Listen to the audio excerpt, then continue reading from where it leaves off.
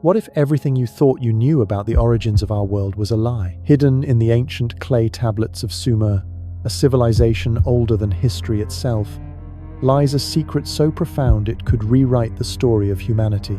This secret is Nibiru, a mysterious planet said to orbit our Sunday every 3,600 years, home to the Anunnaki beings who descended from the stars to shape our destiny. Not just a myth, Nibiru is described with chilling precision in texts thousands of years old, hinting at a cosmic truth that modern science might be desperate to conceal. Could this planet, cloaked in the shadows of our solar system, hold the key to our past and our future? Tonight, we plunge into the enigma of Nibiru, where ancient wisdom meets modern conspiracy, and the line between myth and reality blurs into darkness. Picture a radiant orb slicing through the cosmos, its path unlike any other in our solar system. The Sumerians, who thrived in what is now southern Iraq over 6,000 years ago, called it Nibiru, the planet of crossing. In their sacred texts, inscribed on fragile clay tablets, Nibiru wasn't just a celestial body, it was the cradle of a race so advanced they could traverse the stars. These tablets, unearthed from the sands of Mesopotamia, describe Nibiru's orbit as an immense ellipse, taking 3,600 years to complete a single circuit around the Sun. Unlike the familiar planets Mercury, Venus, Mars that orbit in neat counterclockwise paths, Nibiru moves in the opposite direction, a rogue wanderer disrupting the cosmic order. Its arrival, the Sumerians claimed, sparked a cataclysm that birthed the Earth itself, a story etched in their creation epic, Enuma Elish. This epic, found on 7 clay tablets in the ruins of ancient cities, tells of a primordial solar system thrown into chaos by Nibiru's intrusion. At its heart is a battle between Tiamat, a watery planet teeming with potential, and Marduk, a celestial force personified as Nibiru. The tablets describe how Nibiru, moving in its retrograde orbit, collided with Tiamat, splitting her in two. One half became the Earth, hurled into a new orbit, carrying with it the seeds of life. The other half shattered into the asteroid belt, a cosmic graveyard of jagged fragments. Tiamat's largest moon, Kingu, was dragged along to become our moon, forever tethered to Earth's side. This isn't just a poetic tale, it mirrors modern theories of a catastrophic collision 3.9 billion years ago that shaped our planet and its lunar companion. How could a people without telescopes know such details about the cosmos? The Sumerians didn't stop at describing Nibiru's role in creation. They adorned their temples and seals with its symbol, a winged disk, a radiant circle flanked by outstretched wings, glowing with celestial power.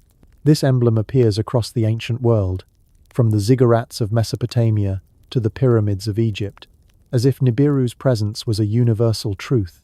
One artifact, a cylinder seal catalogued as VA 243 in Berlin's Vorderasiatisches Museum, depicts a solar system with 12 celestial Bodhisattva planets, the Sun and the Moon. Among them is a large radiant orb, distinct from the others, positioned as if it commands the heavens. Could this be Nibiru?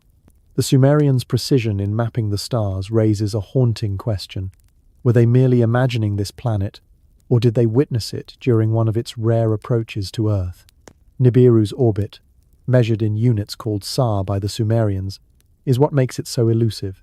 A single sar equals 3,600 Earth years, meaning Nibiru spends most of its time in the distant reaches of the solar system, far beyond the gaze of our telescopes. When it nears the Sun, however, its influence is profound. Ancient texts claim its appearances coincided with moments of great change floods, wars, the rise and fall of civilizations. Some researchers speculate that Nibiru's gravitational pull could have triggered the Great Deluge, a catastrophic flood described in Sumerian, Akkadian, and biblical accounts.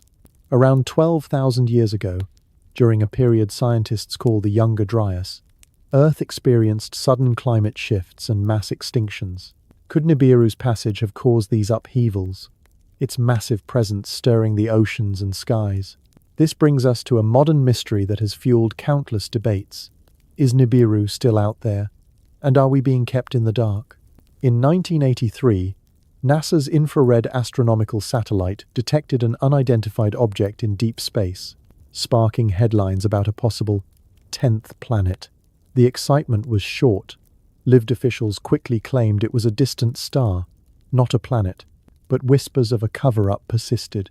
Conspiracy theorists point to alleged leaks from astronomers, claiming observatories in the southern hemisphere have captured images of a massive, reddish object approaching the inner solar system.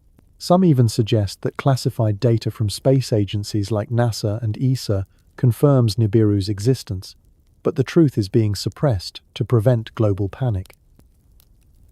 Why would such a discovery be hidden? Could the knowledge of Nibiru's return threaten the fragile order of our world? The Sumerians believed Nibiru was more than a planet. It was the home of the Anunnaki, a race of beings they revered as gods.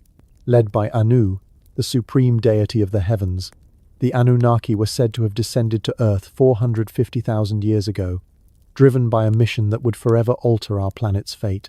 Their purpose, according to the tablets, was to mine gold, a resource they needed not for wealth but for survival. Some theorists propose that gold was essential for Nibiru's technology, perhaps to create a protective shield for its atmosphere, a concept that sounds like science fiction but resonates with the Sumerians' obsession with this metal. Why would a civilization capable of interstellar travel fixate on Earth's gold? And what drove them to choose our small blue planet as their destination? The Enuma Elish offers a glimpse into Nibiru's cosmic journey. It describes how the planet, personified as Marduk, entered the solar system from the outer reaches, drawn by the gravitational pull of Neptune and Uranus. As it passed Saturn, it interacted with its majestic rings, an encounter the Sumerians described as kissing the lips of the ringed giant. This poetic imagery suggests a deep understanding of gravitational dynamics, a knowledge that seems impossible for a civilization without advanced instruments. Nibiru's retrograde orbit set it on a collision course with Tiamat, reshaping the solar system in a violent act of creation. The tablets detail how Nibiru's winds, its moons or satellites struck Tiamat, tearing her apart and scattering her remnants. This cosmic battle, the Sumerians claimed, gave birth to the Earth we know today. But how did the Sumerians know so much about the heavens? Their astronomical records are astonishingly precise, identifying planets like Jupiter and Saturn with names like Kishar and Anshar, and even hinting at bodies beyond. The cylinder seal VA 243, with its depiction of a 12-body solar system, suggests they understood the cosmos in ways we're only beginning to grasp. Some scholars dismiss this as symbolic, arguing that the 12 planets reflect the Sumerian pantheon rather than physical bodies. Yet, the consistency of Nibiru's description, its radiance, its crossing path, its association with the Anunnaki hints at something more tangible. Could they have observed Nibiru during one of its cyclical returns, perhaps during a time when its glow lit up the night sky? The idea of Nibiru's return is where the mystery takes a darker turn. The Sumerians believed that each 3,600-year cycle brought Nibiru back to the inner solar system, a moment of cosmic alignment that could herald great change or catastrophe. Ancient texts speak of floods, upheavals, and divine interventions tied to these returns. Modern theorists have seized on this idea, linking Nibiru to unexplained events in Earth's history. For instance, the sudden collapse of the Bronze Age civilizations around 1200 BCE, marked by invasions and climatic shifts, could align with one of Nibiru's passages. More recently, some point to mysterious celestial phenomena like the 2013 Chelyabinsk meteor or unexplained objects in telescope data as signs of Nibiru's approach. Are these mere coincidences, or could they be harbingers of a coming event?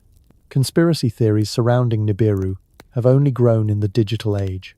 In the early 2000s, online forums buzzed with predictions of a doomsday collision, with some claiming Nibiru would pass close to Earth, triggering earthquakes, tsunamis, or even a pole shift. These claims were dismissed by scientists, who argue that a planet of Nibiru's size would be visible long before it reached us. Yet, the lack of concrete evidence hasn't quelled the speculation. Some theorists suggest that Nibiru's orbit takes it through regions like the Kuiper Belt or Oort cloud, where it remains hidden from our instruments.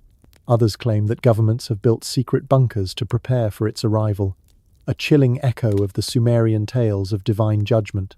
Could these stories be rooted in a forgotten truth, a memory of a time when Nibiru's presence reshaped our world? As we stand on the edge of this cosmic mystery, we must ask, what does Nibiru mean for us today? If it exists, if it carries the Anunnaki back to Earth, what role will they play?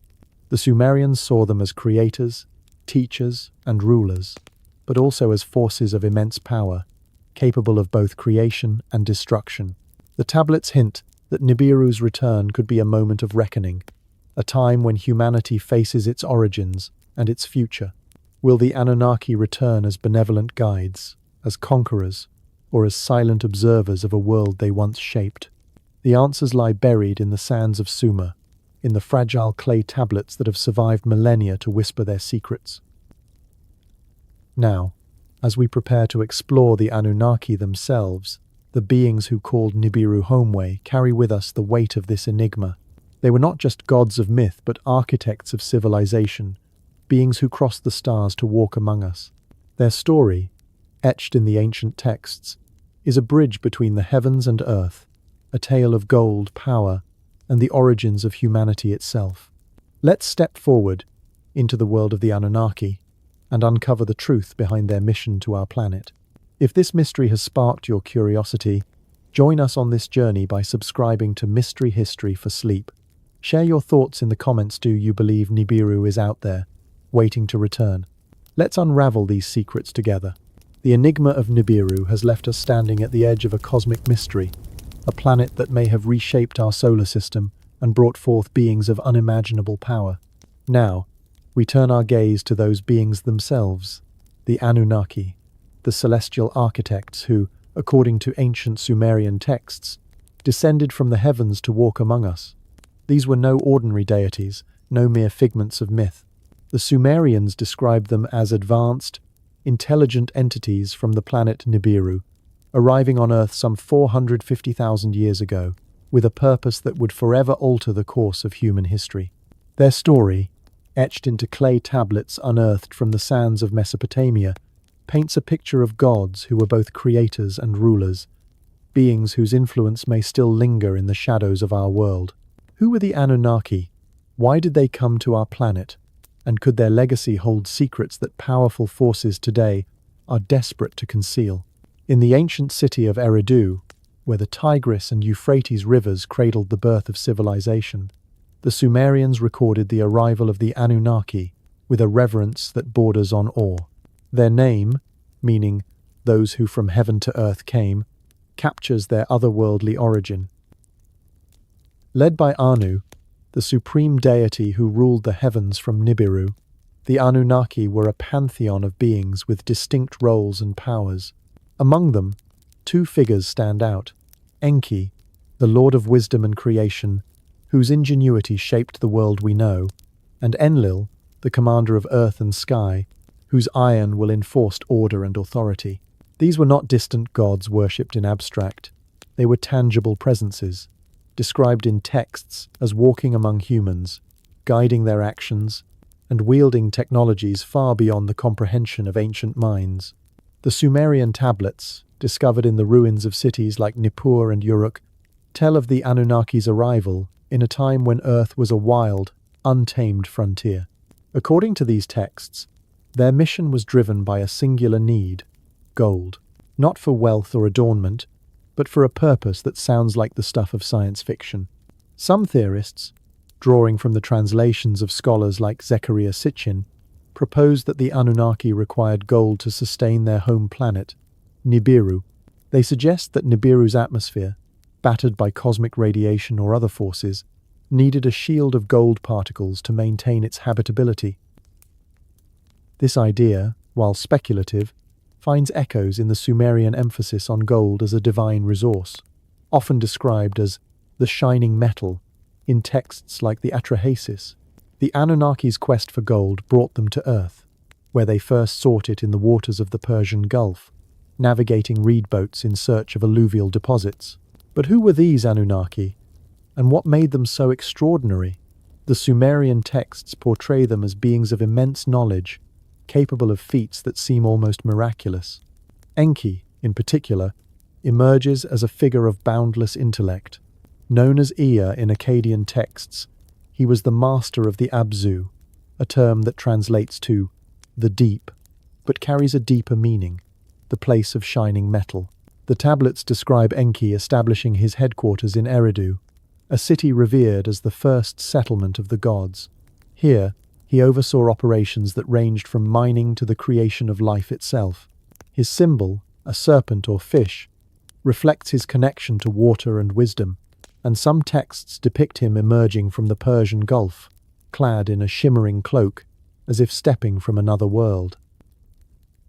Could this imagery hint at advanced technology, perhaps a suit or device suited for an alien environment? Enlil, on the other hand, was the enforcer of divine will. Based in Nippur, the religious heart of Sumer, he was the lord of the air, the one who held the tablets of destinies, mysterious objects that granted control over the fates of gods and men. The Sumerians described Enlil as stern and uncompromising, a leader who demanded obedience.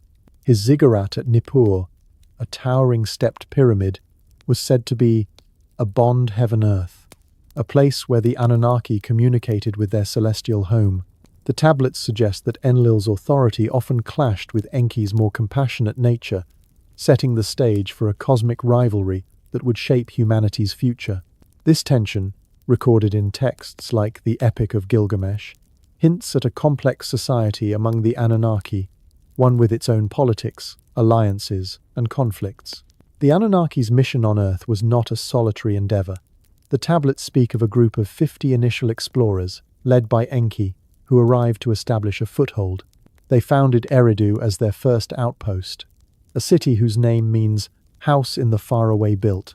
Excavations at Eridu, conducted in the 20th century, revealed a temple dating back to 4000 BCE, built on an artificially leveled platform with fired mud bricks, a testament to the advanced engineering attributed to the Anunnaki. Over time, more of their kind arrived, including Enlil, who expanded their presence by founding additional cities, Bad Tibira, Larak, Sippar, and Shurupak.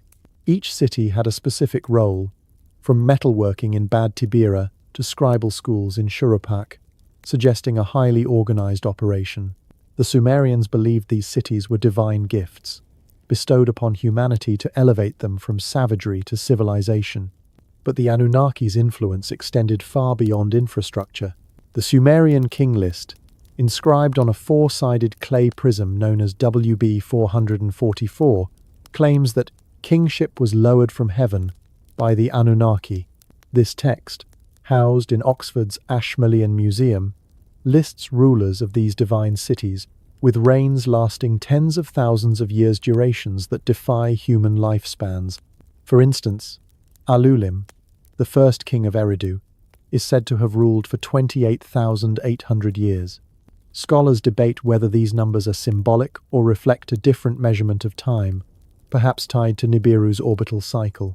Yet, the idea that the Anunnaki established kingship suggests they played a direct role in shaping human governance, selecting leaders to act as their proxies on Earth.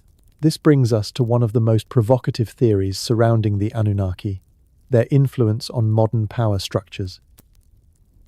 Some conspiracy theorists argue that the Anunnaki didn't simply vanish after their time on Earth. Instead, they suggest that their descendants, those they anointed as rulers, formed the basis of ancient dynasties that evolved into the elite families and secret societies of today. From the pharaohs of Egypt to the royal houses of Europe, some claim that a hidden bloodline, infused with Anunnaki knowledge, continues to control global affairs. Organizations like the Illuminati or ancient mystery schools are sometimes linked to this legacy, with their symbols such as the all-seeing eye, or the winged disk echoing the iconography of Sumer. While these ideas stretch into the realm of speculation, they tap into a deep human suspicion that our history is shaped by forces beyond our sight. The Anunnaki's technological prowess adds fuel to these theories. The Sumerian tablets describe them using tools and devices that sound strikingly advanced, In one text, Enki is depicted navigating the Abzu in a boat equipped with a rod for detecting gold, operated by a subordinate named Nim Garrig, the chief determinator of luster. Cylinder seals from Uruk show Enki in a reed boat, flanked by figures holding what appear to be ingots of gold, with circular devices at the boat's ends. Could these be primitive descriptions of sophisticated technology, perhaps sensors or extraction devices? The ziggurats, too, are described as more than temples. Texts call them houses that rise high, with inner chambers holding the tablets of destinies, suggesting they served as command centers or even communication hubs linking Earth to Nibiru. The precision of their construction, aligned with celestial events, hints at knowledge far beyond what we attribute to ancient peoples. Yet, the Anunnaki were not without flaws. The tablets reveal a society rife with rivalries and power struggles brought from Nibiru to Earth. Enki and Enlil, half-brothers in the Sumerian pantheon, often clashed over their visions for humanity. Enki, the creator, saw humans as partners, worthy of knowledge and protection. Enlil, the commander, viewed them as subordinates, meant to serve the god's will.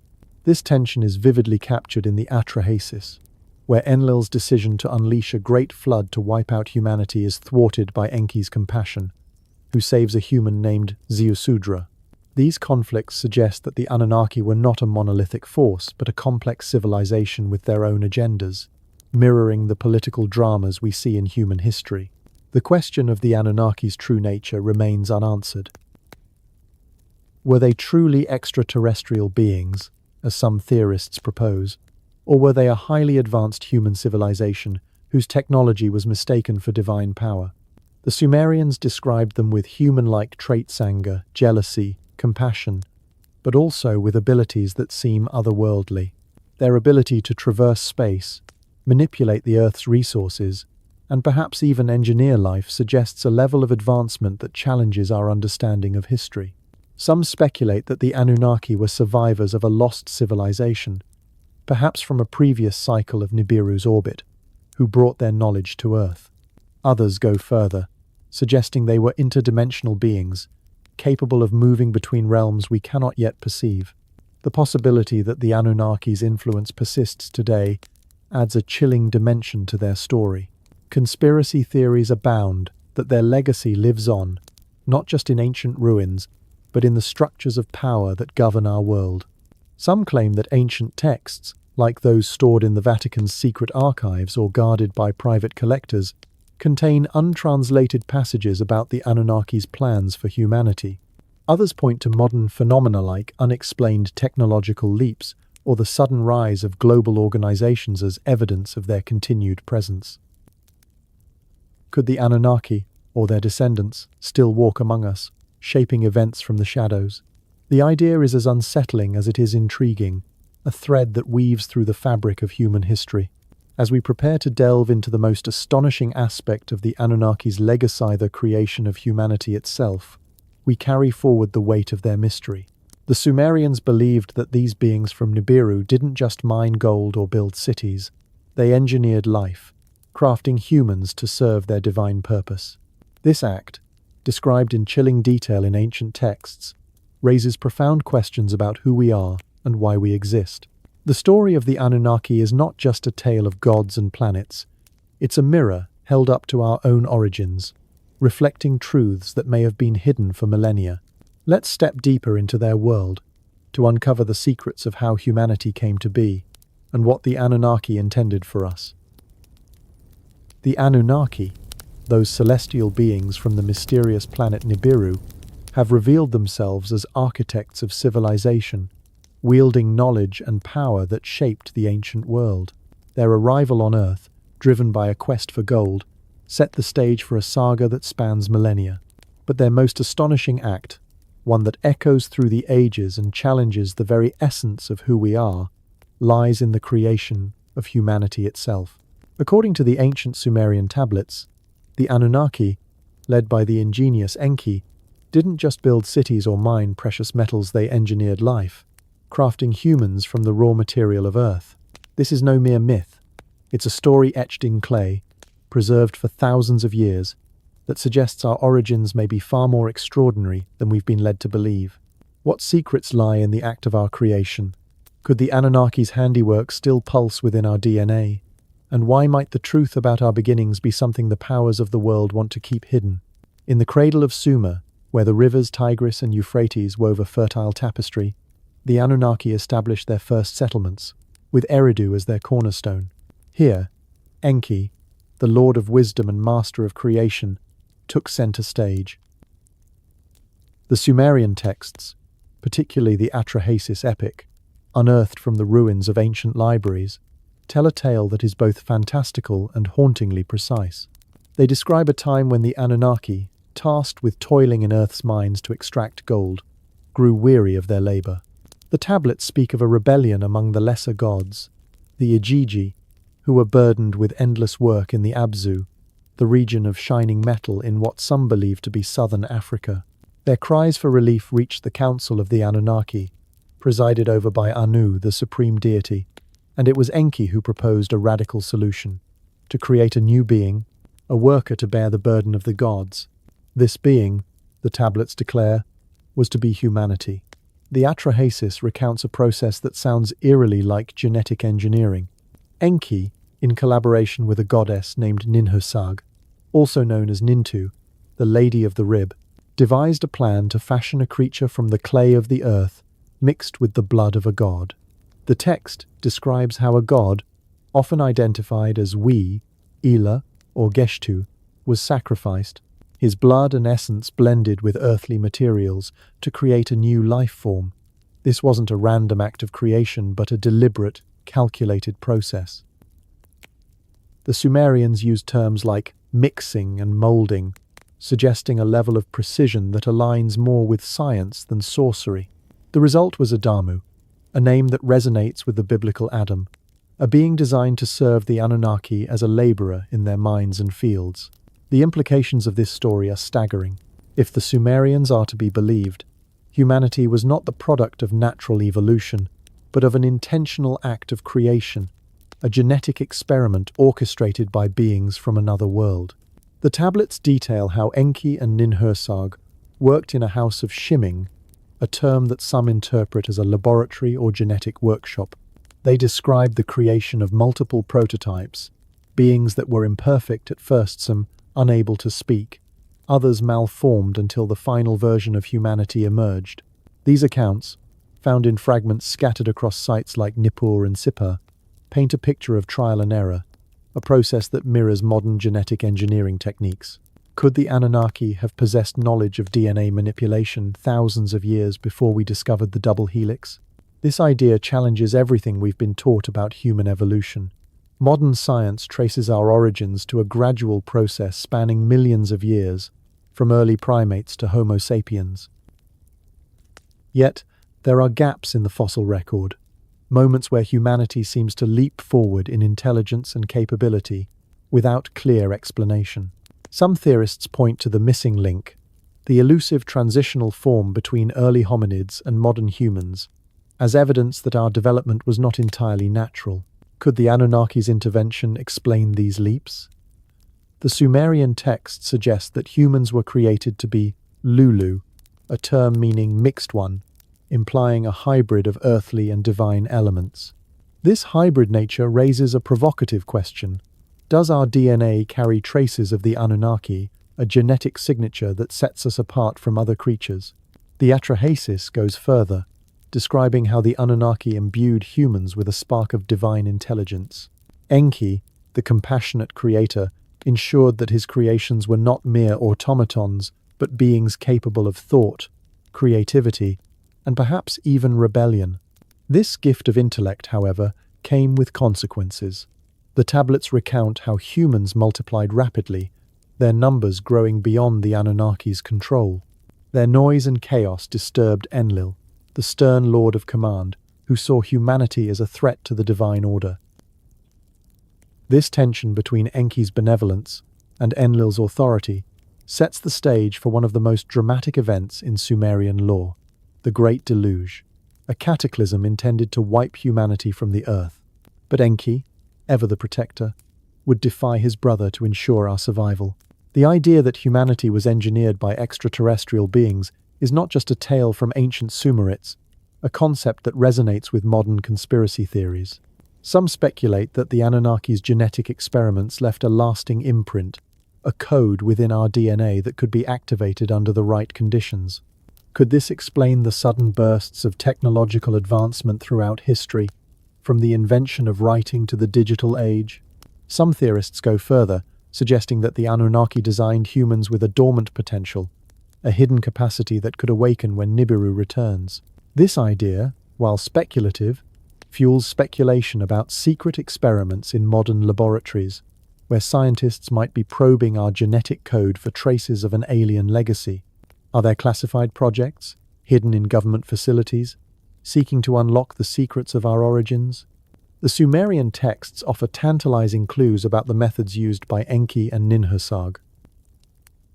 They describe a process involving birth goddesses, female Anunnaki, who carried the first humans to term, suggesting a form of artificial gestation. The Atrahasis mentions 7 male and 7 female humans created in this way, their forms molded to serve specific tasks. This level of detail is astonishing, as it implies a sophisticated understanding of biology. Cylinder seals from Uruk and Lagash depict scenes of creation, showing figures mixing substances in vessels or standing over humanoid forms, as if overseeing their formation. These images, carved with precision, suggest that the Sumerians witnessed or recorded a process far beyond their technological capabilities. Could they have been describing a science we're only now beginning to understand? The creation story also raises questions about the Anunnaki's motives. Why create a sentient species to serve as laborers? The tablets suggest that the Anunnaki's need for gold was urgent, tied to the survival of their home planet. But why not use machines or other technologies? Some theorists propose that the Anunnaki chose to create humans because Earth's environment required adaptable, intelligent workers who could thrive in diverse conditions. Others suggest a deeper purpose, that humans were meant to be more than slaves, perhaps a legacy or experiment, to carry forward the Anunnaki's knowledge. The Atrahasis hints at this, describing Enki's pride in his creations, as if he saw in them a reflection of his own divine spark. This brings us to a darker conspiracy theory, that the Anunnaki's creation of humanity was part of a larger plan, one that continues to unfold. Some speculate that the Anunnaki engineered humans with a built-in expiration date, a genetic limit to prevent us from rivaling their power. Others believe that our rapid population growth and technological advancements have exceeded their expectations, prompting them to monitor us from afar. The idea of a hidden overseer resonates with tales of ancient watchers found in Sumerian, biblical, and apocryphal texts like the Book of Enoch. These watchers, often equated with the Anunnaki, were said to observe humanity, intervening when necessary. Could they still be watching, their presence masked by the complexities of our modern world? The Sumerian creation story also connects to other ancient traditions, suggesting a shared memory of our origins. The biblical account in Genesis, with its tale of Adam formed from the dust of the earth, echoes the Sumerian narrative of Adamu molded from clay. The term rib, associated with Eve's creation, may derive from Ninhursag's title, Lady of the Rib, hinting at a shared cultural thread. Similarly, ancient Egyptian texts speak of gods shaping humans on a potter's wheel, a metaphor that parallels the Sumerian molding. These parallels suggest that the Anunnaki's influence may have spread beyond Sumer, carried by trade, conquest, or divine intervention.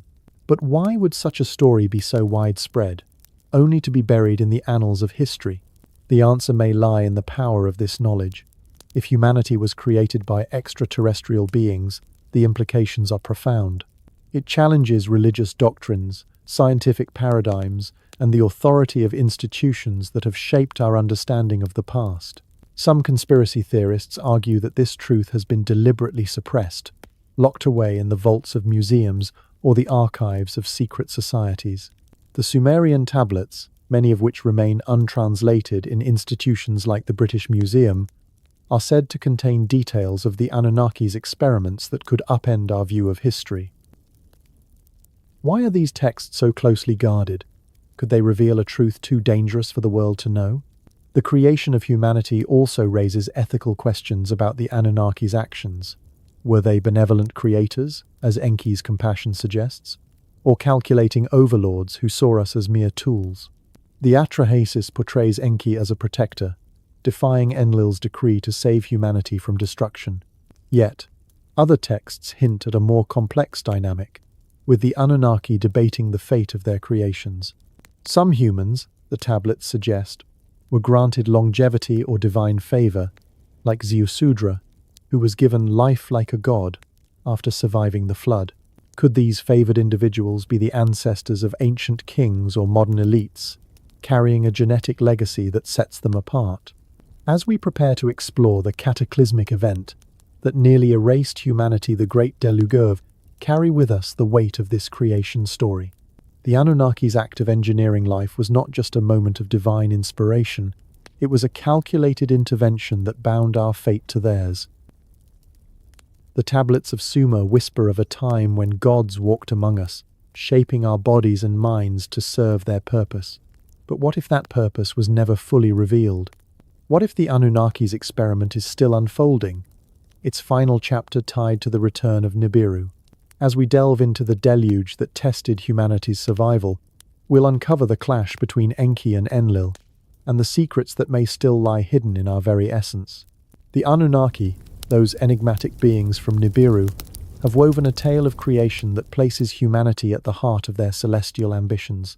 Engineered by Enki's ingenuity, we were molded to serve, yet gifted with a spark of divine intellect.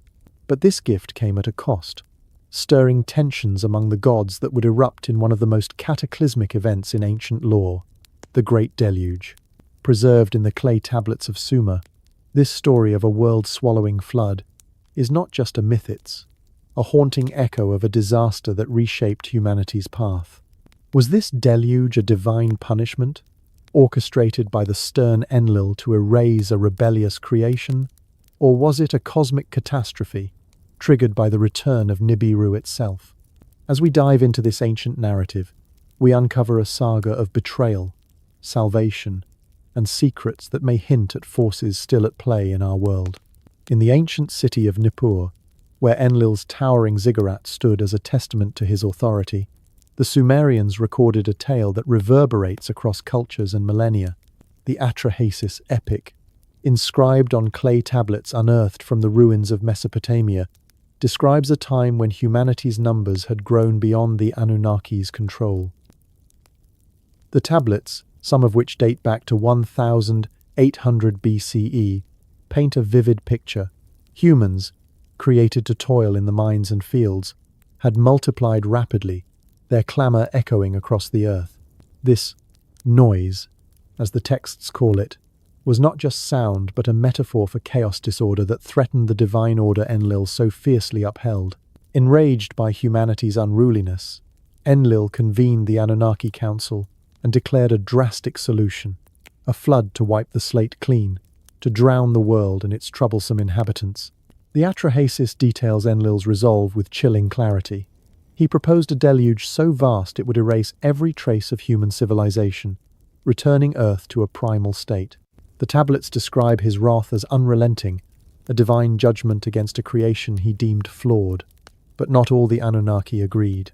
Enki, the compassionate creator who had engineered humanity, recoiled at the thought of their destruction. In a clandestine act of defiance, he sought to preserve his work. The texts recount how Enki chose a righteous human, Ziusudra, a man of Shuruppak, to carry the seed of life through the coming catastrophe. Enki's whispered instructions, delivered through a reed wall to maintain secrecy, are haunting. Demolish the house, build a vessel, renounce possessions, preserve life. Ziusudra was to construct a watertight ark, a ship to weather the flood, and take aboard the seed of all living organisms. This story of a chosen survivor is eerily familiar, echoing across cultures. In the Akkadian epic of Gilgamesh, the hero Utnapishtim receives similar instructions from Enki, building a vessel to survive the deluge. The biblical Noah, too, constructs an ark at God's command, preserving life through a world-ending flood. These parallels suggest a shared memory, a universal trauma etched into the collective psyche of ancient civilizations. The Sumerian tablets, particularly a fragment from Nippur known as CBS 10673, provide the earliest version of this tale, predating the biblical account by centuries. They describe the flood lasting 7 days and nights, a torrent that engulfed the earth, leaving only Ziusudra's vessel afloat. When the waters receded, the gods, led by Enlil, granted Ziusudra life like a god, a phrase that hints at immortality or divine favor. But what caused this deluge? Was it truly a divine act? Or could it have been a cosmic event tied to Nibiru's orbit? Some theorists propose that the flood was no mere whim of Enlil, but a consequence of Nibiru's passage through the inner solar system. The Sumerians believed that Nibiru's 3,600-year orbit brought it close to Earth at critical intervals, its gravitational pull stirring chaos in the heavens and on the ground. The Enuma Elish describes Nibiru's disruptive influence, its winds and massive presence altering the paths of other planets. Could its approach have triggered a catastrophic shift in Earth's environment, perhaps by destabilizing ice caps or oceans?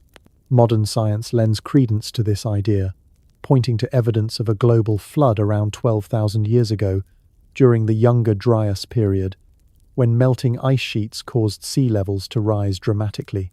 One compelling theory links the deluge to a massive displacement of ice in Antarctica.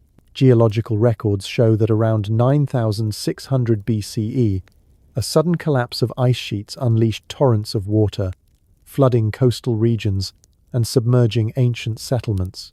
Some researchers speculate that Nibiru's gravitational influence could have exacerbated this event, pulling at Earth's crust or oceans like a cosmic tide. The Sumerian texts, while poetic, hint at such a mechanism, describing the flood as a great storm sent by the gods, with waves that swept over the mountains. Could this be a memory of a tidal wave, triggered by a celestial body's passage? The idea that Nibiru, the planet of crossing, could wield such power adds a layer of cosmic intrigue to the deluge narrative. This brings us to a darker question. Was the flood a deliberate act of control?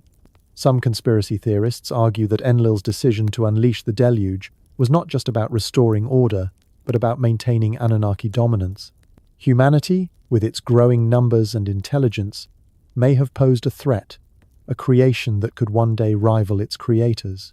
The atrahasis suggests that Enlil saw humans as a mistake, a species that had outgrown its purpose. Enki's defiance, saving Ziusudra, hints at a deeper conflict within the Anunnaki ranks, a struggle between those who saw humanity as a partner and those who viewed us as a tool. This tension raises the possibility that the deluge was a calculated culling, a way to reset the experiment and keep humanity subservient. The survival of Ziusudra, however, complicates this narrative. Why would Enki risk defying Enlil to save a single human? The tablets offer clues, portraying Enki as a protector of his creation, a god who saw potential in humanity beyond mere labor. In the Sumerian fragment CBS 10673, Enki reveals the secret of the gods to Ziusudra, warning him of the impending flood. This act of rebellion suggests that Enki believed humanity deserved a chance to endure, perhaps as a legacy of the Anunnaki's own civilization. The granting of life like a god to Ziusudra after the flood is equally intriguing. Some theorists speculate that this refers to genetic enhancement, a modification that allowed Ziusudra and his descendants to carry a divine spark, perhaps the same spark that fuels humanity's relentless drive for knowledge. The Deluge story also raises questions about the Anunnaki's technology. The construction of Ziusudra's ark, as described in the tablets, required precise instructions, a vessel with specific dimensions, sealed with bitumen to be watertight. The atrahasis details a cube-shaped ship, unlike the rectangular ark of the Bible, suggesting a design optimized for stability in turbulent waters. Could Enki have provided advanced knowledge to ensure its success, perhaps blueprints or materials beyond human capability? Cylinder seals from Shuruppak depict boats surrounded by waves, with divine figures overseeing their construction. These images, carved with meticulous detail, hint at a level of engineering that aligns with the Anunnaki's reputed mastery of technology. The flood's aftermath is equally compelling. The tablets describe how the surviving Anunnaki, awed by humanity's resilience, allowed civilization to rebuild.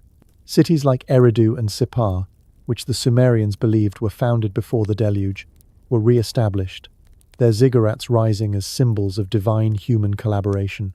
The Sumerian king list, inscribed on the WB 444 prism, records the restoration of kingship after the flood, with new rulers anointed to guide humanity. But this renewal came with a catch. The Anunnaki tightened their control, establishing stricter hierarchies to prevent another uprising. Some theorists argue that this marked the beginning of a hidden influence, a legacy of divine oversight that persists in modern institutions. Could the flood have been a turning point, a moment when the Anunnaki decided to shape humanity's future more covertly? Conspiracy theories surrounding the Deluge add a modern twist to this ancient tale. Some claim that evidence of the flood archaeological sites submerged under ancient seas or artifacts, hinting at advanced pre-flood civilizations, has been suppressed by governments and academic institutions. The Black Sea, for instance, shows signs of a massive inundation around 5600 BCE, which some link to the Sumerian flood narrative. Yet, mainstream archaeology often dismisses these connections, focusing on natural explanations. Could there be a deliberate effort to downplay the Deluge's significance, to obscure its connection to Nibiru or the Anunnaki?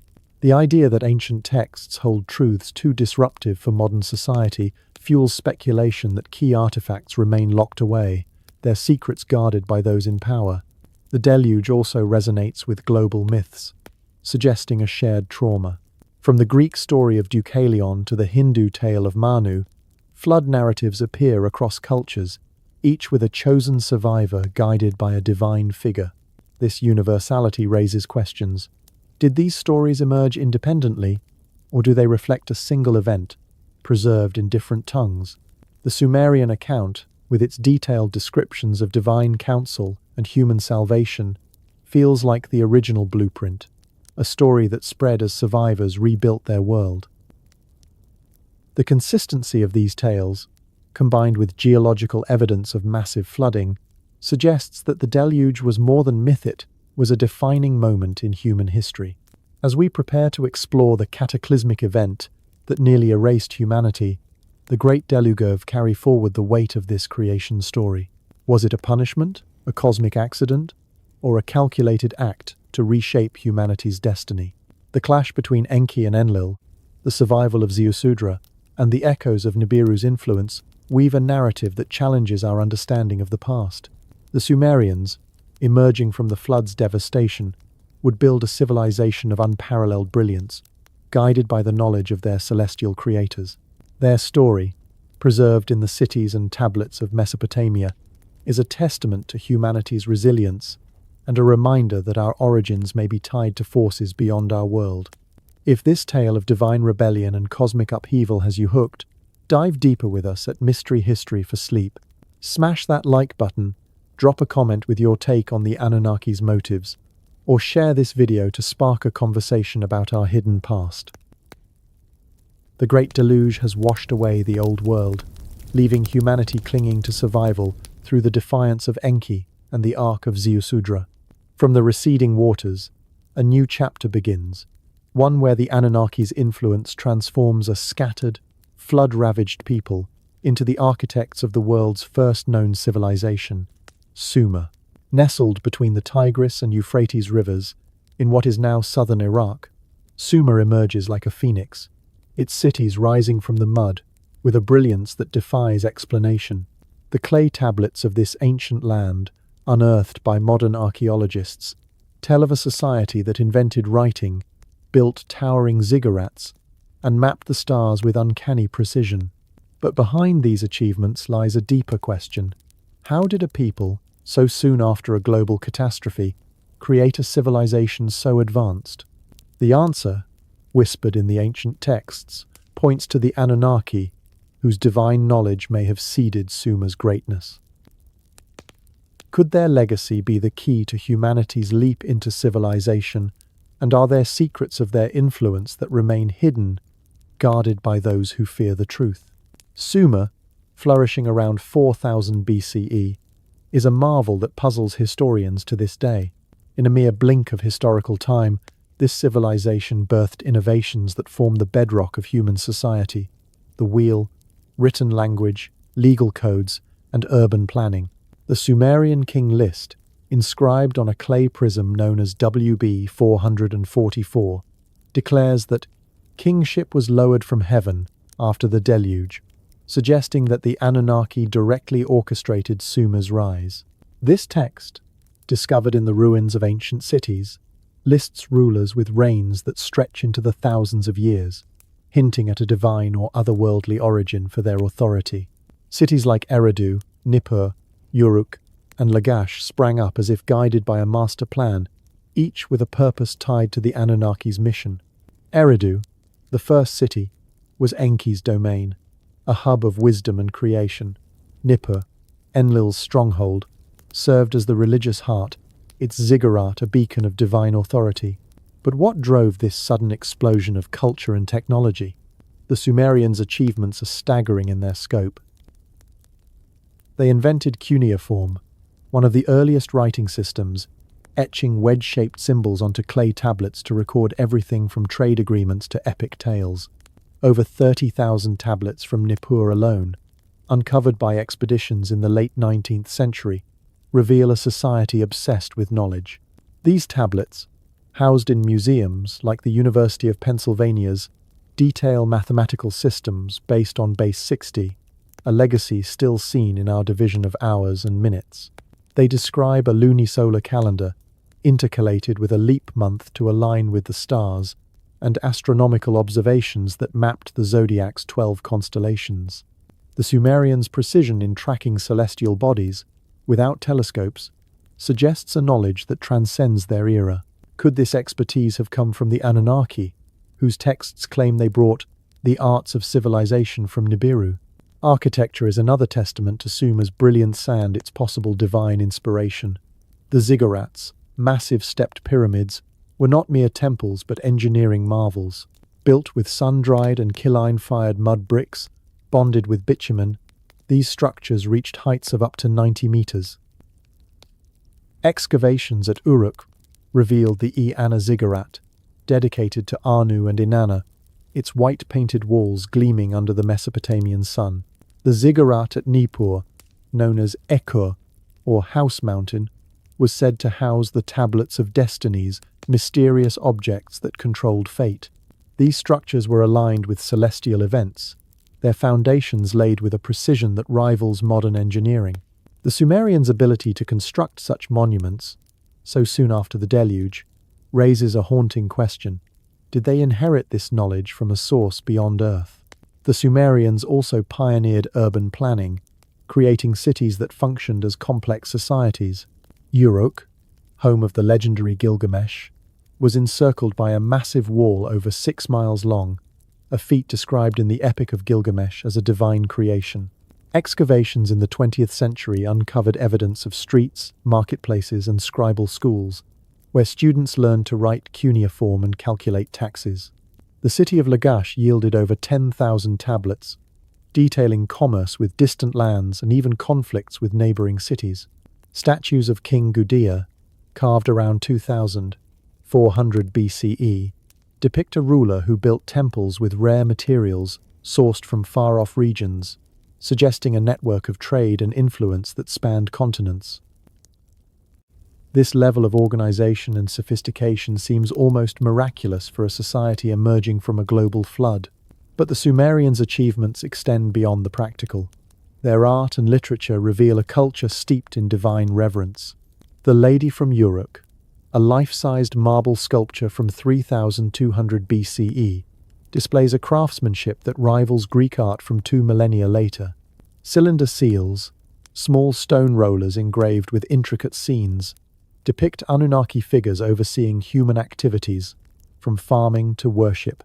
These seals, found in abundance at sites like Shuruppak, were used to secure goods or letters, their designs hinting at a society that valued both function and beauty. The Epic of Gilgamesh, one of the oldest known literary works, tells of a king seeking immortality, guided by tales of the Anunnaki and the Deluge. This story, inscribed on tablets from Nineveh, suggests a deep awareness of humanity's divine origins, as if the Sumerians were grappling with their place in a cosmic plan. The sudden emergence of Sumer's civilization is a mystery that defies conventional explanations. Historians often attribute it to the Fertile Crescent's natural abundance, but this alone doesn't account for the rapid leap from nomadic life to urban complexity. The Sumerian texts themselves offer a different answer. The Anunnaki, having survived the deluge, bestowed their knowledge upon humanity to rebuild the world. The Sumerian king list names 5 pre-flood cities: Eridu, Bad Tibira, Larak, Sippar, and Shurupakich, founded by an Anunnaki deity. After the flood, these cities were restored, their rulers anointed by the gods. The texts claim that the Anunnaki taught humans the Me, a term encompassing the arts, sciences, and laws of civilization. Could this divine intervention explain Sumer's meteoric rise? This idea fuels one of the most provocative conspiracy theories surrounding Sumer, that its achievements were not human but extraterrestrial in origin. Some theorists argue that the Anunnaki's advanced technology perhaps brought from Nibiru-enabled Sumer to leapfrog millennia of development. The invention of the wheel, for instance, appears in Sumer around 3500 BCE, with no clear precursors in earlier cultures. The sudden appearance of cuneiform, with its complex script, suggests a knowledge transfer that defies natural evolution. Could the Anunnaki have provided blueprints, tools, or even direct instruction? The tablets describe Enki as the Lord of Wisdom, who gifted humanity with writing and mathematics. Excavations at Eridu uncovered a temple with fishbone offerings linked to Enki's aquatic imagery, as if the Sumerians were honoring a teacher from beyond the stars. The Ziggurats, too, hint at a purpose beyond worship. Described as bonds heaven, earth, they may have served as communication hubs, linking the Anunnaki on Earth with their celestial home. Some speculate that their stepped design mimicked a landing platform or observatory, aligned with Nibiru's orbit. The precision of their construction, using kylene-fired bricks 5 times stronger than sun-dried ones, suggests a technology that surpasses the tools of the time. Conspiracy theorists take this further, proposing that the Ziggurats were part of a network, perhaps powered by energy sources we've yet to rediscover. The Tablets of Destinies, housed in Nippur's Ziggurat, are described as controlling fate. Could they have been advanced devices, storing knowledge, or coordinating Anunnaki operations? This theory of extraterrestrial influence extends to Sumer's societal structure. The Sumerian king list describes rulers with reigns lasting tens of thousands of years, a detail that baffles scholars. Some suggest these durations reflect a different perception of time, perhaps tied to Nibiru's 3,600-year orbit. Others propose that the Anunnaki themselves ruled as kings, their longevity far exceeding human lifespans. The concept of kingship lowered from heaven implies a divine mandate, with rulers chosen by the Anunnaki to enforce their will. This idea resonates with conspiracy theories that ancient elites were direct descendants of the Anunnaki, their bloodlines carrying divine authority. Could modern power structures, from monarchies to secret societies, trace their roots to these anointed kings? The Sumerians' astronomical knowledge adds another layer of mystery. Their tablets record observations of planets like Jupiter and Saturn, named Kishar and Anshar, and even hint at bodies beyond. The cylinder seal VA 243, with its depiction of a 12-body solar system, suggests they knew of Nibiru, a planet invisible to the naked eye. How could they achieve such accuracy without advanced instruments? Some theorists argue that the Anunnaki shared star charts or observational tools, perhaps even teaching the Sumerians to track Nibiru's approach. This knowledge, encoded in myths like Enuma Elish, may have been a gifter, a means of control, ensuring humanity remained tethered to the Anunnaki's cosmic agenda. But not all of Sumer's legacy has been revealed. Thousands of clay tablets, stored in museums like the Louvre and the British Museum, remain untranslated, their contents locked away. Conspiracy theorists claim that these texts hold secrets about the Anunnaki's true intentions, perhaps detailing technologies or plans for humanity's future. Some suggest that governments and academic institutions deliberately suppress these translations, fearing their impact on established narratives. The discovery of a library at Sippar, with tablets stored in pigeonhole compartments, hints at a deliberate effort to preserve knowledge, perhaps, to protect it from another deluge. Why are so many of these tablets classified or inaccessible? Could they reveal truths about the Anunnaki that challenge our understanding of history? The Sumerian civilization, with its dazzling achievements, stands as a testament to the Anunnaki's influence, but it also raises questions about what was lost. The sudden collapse of Sumer around 2000 BCE, as Akkadian and Babylonian empires rose, suggests a shift in divine favor.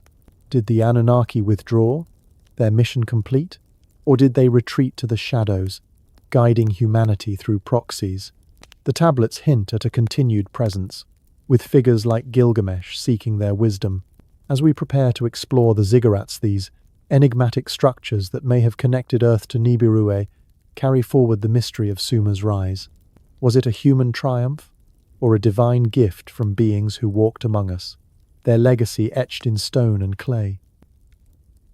The Sumerian civilization, a dazzling tapestry of innovation woven from the threads of Anunnaki wisdom, stands as a testament to humanity's meteoric rise from the ashes of the Great Deluge.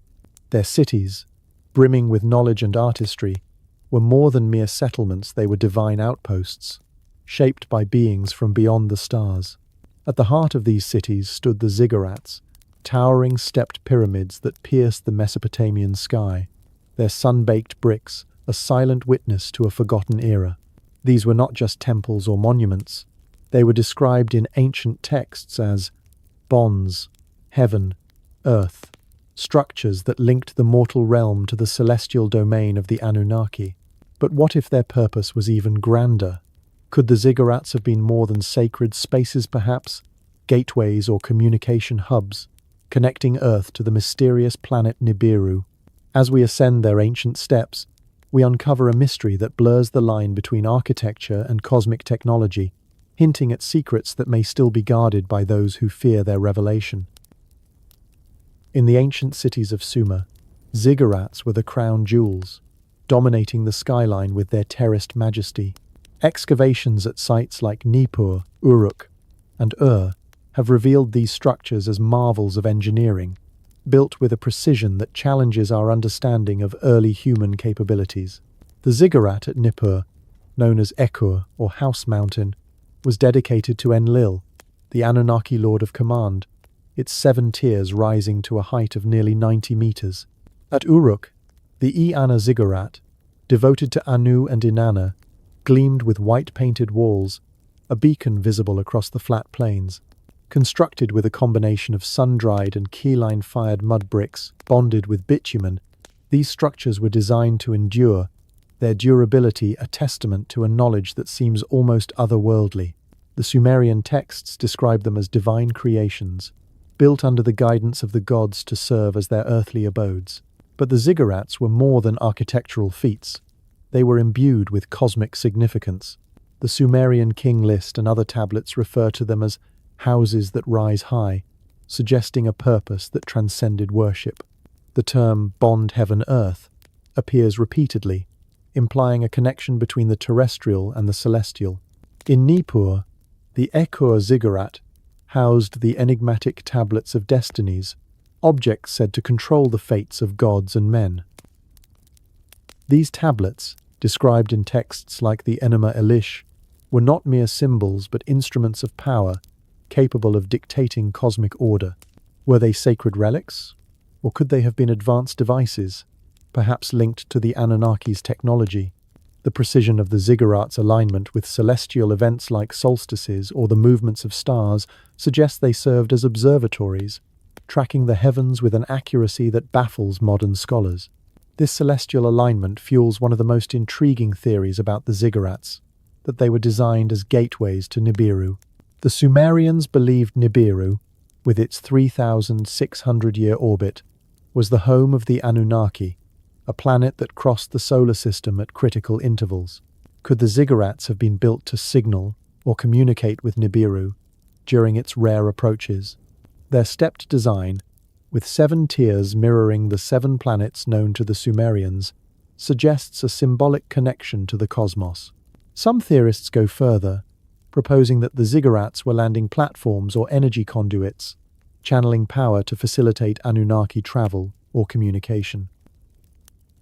The Epic of Gilgamesh describes the hero ascending the ziggurat of Uruk to commune with the gods, as if its summit bridged the mortal and divine realms. Could this reflect a literal function, a place where the Anunnaki connected with their celestial kin? The construction of the ziggurats adds weight to this theory. Excavations at conducted in the 1920s by Leonard Woolley, revealed a ziggurat with a core of mud bricks encased in a shell of killine-fired bricks, 5 times stronger than their sun-dried counterparts. This dual construction, detailed in tablets from Lagash, was not just practical but precise, with bricks shaped and curved to fit specific functions. The use of bitumen as mortar, a substance rare in stone-scarce Mesopotamia, mirrors biblical accounts in Genesis 11-3, where the builders of the Tower of Babel often linked to ziggurats used brick for stone and bitumen for mortar. This sophisticated engineering, appearing so soon after the Deluge, suggests a knowledge transfer from the Anunnaki, whose texts claim they taught humans the arts of building. The ziggurats' astronomical alignment is another clue to their purpose. At Nippur, the Ekur was oriented to align with the constellation of Orion, a celestial marker revered by the Sumerians. Tablets from Uruk describe rituals performed atop the Ana ziggurat during equinoxes, when priests observed the stars to predict divine events. Some theorists speculate that these observations were not just spiritual but practical, tracking Nibiru's approach. The Enuma Elish describes Nibiru as a radiant planet that holds the central position in the heavens, suggesting it was a focal point of Sumerian astronomy. Could the ziggurats have served as beacons, signaling Nibiru's return or guiding Anunnaki ships to Earth? The idea, while speculative, aligns with the Sumerians' obsession with celestial cycles and their belief in the gods' cosmic journeys. Conspiracy theories take this idea to provocative extremes, suggesting that the ziggurats were part of a global network, perhaps linked to similar structures in other cultures. The stepped pyramids of Mesoamerica, like those at Chichen Itza, bear striking similarities to ziggurats, with their terrace designs and astronomical alignments. Some claim that the Anunnaki established a worldwide system of sacred sites, using ziggurats as nodes in a grid to harness energy or communicate across vast distances. The precision of their construction, requiring advanced mathematics and surveying, supports this theory. Tablets from Sippar describe ziggurats as houses of the gods' ordinances, suggesting they were more than temples, perhaps control centers for an advanced civilization. Could these structures have been powered by technologies we've yet to rediscover, their secrets buried in untranslated tablets? The Tablets of Destinies, central to the ziggurat's mystique, add another layer of intrigue. In the Enuma Elish, these tablets are seized by Marduk, the personification of Nibiru, granting him supremacy over the gods. Described as objects that fix the destinies, they were stored in the inner chambers of ziggurats, accessible only to high priests or Anunnaki themselves. Some theorists propose that these were not symbolic but technological artifacts, perhaps data storage devices or control panels linked to Nibiru's orbit. Excavations at Nippur uncovered chambers within the Ekur ziggurat, sealed with bitumen and inscribed with cryptic symbols. These chambers, described in tablets as sacred precincts, may have housed equipment or knowledge too advanced for human understanding. Are these tablets still hidden, perhaps in museum vaults or secret archives, their secrets guarded to preserve the status quo? The ziggurats' role in Sumerian society also hints at their significance. They were not just religious centers but hubs of administration and learning. Tablets from Shuruppak describe scribal schools built into the ziggurat's base, where students learned cuneiform and astronomy. These schools produced records of trade, law, and divine rituals, suggesting that the ziggurats were nerve centers of Sumerian civilization. The Atrahasis mentions priests performing rituals atop ziggurats to appease the gods, often involving offerings aligned with celestial events. This integration of science, religion, and governance points to a society shaped by the Anunnaki's vision, where ziggurats served as focal points for their authority. Could they have been designed to maintain control, channeling divine instructions to human rulers? The sudden appearance of ziggurats, like Sumer's other achievements, raises questions about their origin. Conventional archaeology attributes their construction to human ingenuity, but the leap from post-flood survival to monumental architecture is staggering. The Sumerian king list claims that the gods restored kingship after the Deluge, suggesting they guided the rebuilding of cities like Nippur and Uruk. Tablets from Lagash describe King Gudir receiving divine instructions to build a temple, complete with specifications for materials and alignments. These texts, inscribed around 2400 BCE, imply that the Anunnaki provided blueprints or expertise, enabling humans to construct ziggurats with a sophistication unmatched for centuries. Could this be evidence of extraterrestrial intervention, a transfer of technology from Nibiru? This idea fuels conspiracy theories that the ziggurats' true purpose has been obscured. Some claim that their celestial alignments and robust construction suggest they were built to withstand cataclysms, perhaps linked to Nibiru's cyclical returns. Others propose that the Anunnaki used ziggurats to transmit signals or energy, maintaining contact with their home planet. The discovery of sealed chambers at Nippur, containing no visible artifacts, has led some to speculate about hidden technologies, perhaps devices powered by crystals or metals, as hinted in texts describing shining stones used in rituals. These theories, while speculative, resonate with the Sumerians' own descriptions of ziggurats as divine instruments, their summits reaching toward the heavens. The ziggurats' legacy extends beyond Sumer, echoing in the myths and structures of other cultures. The biblical Tower of Babel, often linked to a ziggurat, was said to reach the heavens, a phrase that mirrors Sumerian descriptions. In ancient Egypt, the stepped pyramid of Djoser shares structural similarities, suggesting a shared architectural tradition. Could the Anunnaki have influenced these cultures, spreading their knowledge across the ancient world? The winged disc symbol, associated with Nibiru, appears in Egyptian art, hinting at a connection. Yet, the full extent of this influence remains hidden, with many Sumerian tablets untranslated or restricted in museum archives. Some theorists argue that these texts, detailing the ziggurats' true function, are deliberately suppressed, their secrets too disruptive for modern society. As we prepare to delve into the Enuma Elish, the Sumerian creation epic that ties Nibiru to the birth of our world, we carry forward the mystery of the ziggurats. Were they mere temples, or gateways to a cosmic realm? Their towering presence, aligned with the stars and steeped in divine lore, suggests a purpose that transcends human understanding.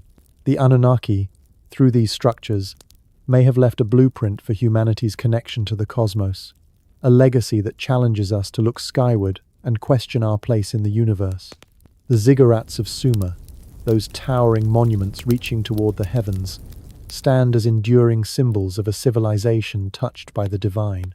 Built with uncanny precision and aligned with the stars, they hint at a connection to the Anunnaki and their mysterious home, Nibiru. But to truly unravel the scope of their cosmic vision, we must turn to a text that lies at the heart of Sumerian lore, the Enuma Elish. Inscribed on 7 clay tablets, this creation epic tells of gods and planets locked in a celestial battle, a saga that birthed the earth itself. To the Sumerians, it was a sacred narrative, recited during New Year festivals to honor their gods. Yet, beneath its mythic veneer lies a startling possibility. Could the Enuma Elish be more than a story? Could it encode a scientific understanding of the universe, passed down by the Anunnaki, that modern scholars have overlooked? As we delve into this ancient text, we confront a mystery that bridges myth and reality, challenging us to question whether the Sumerians knew secrets of the cosmos that we are only now beginning to grasp.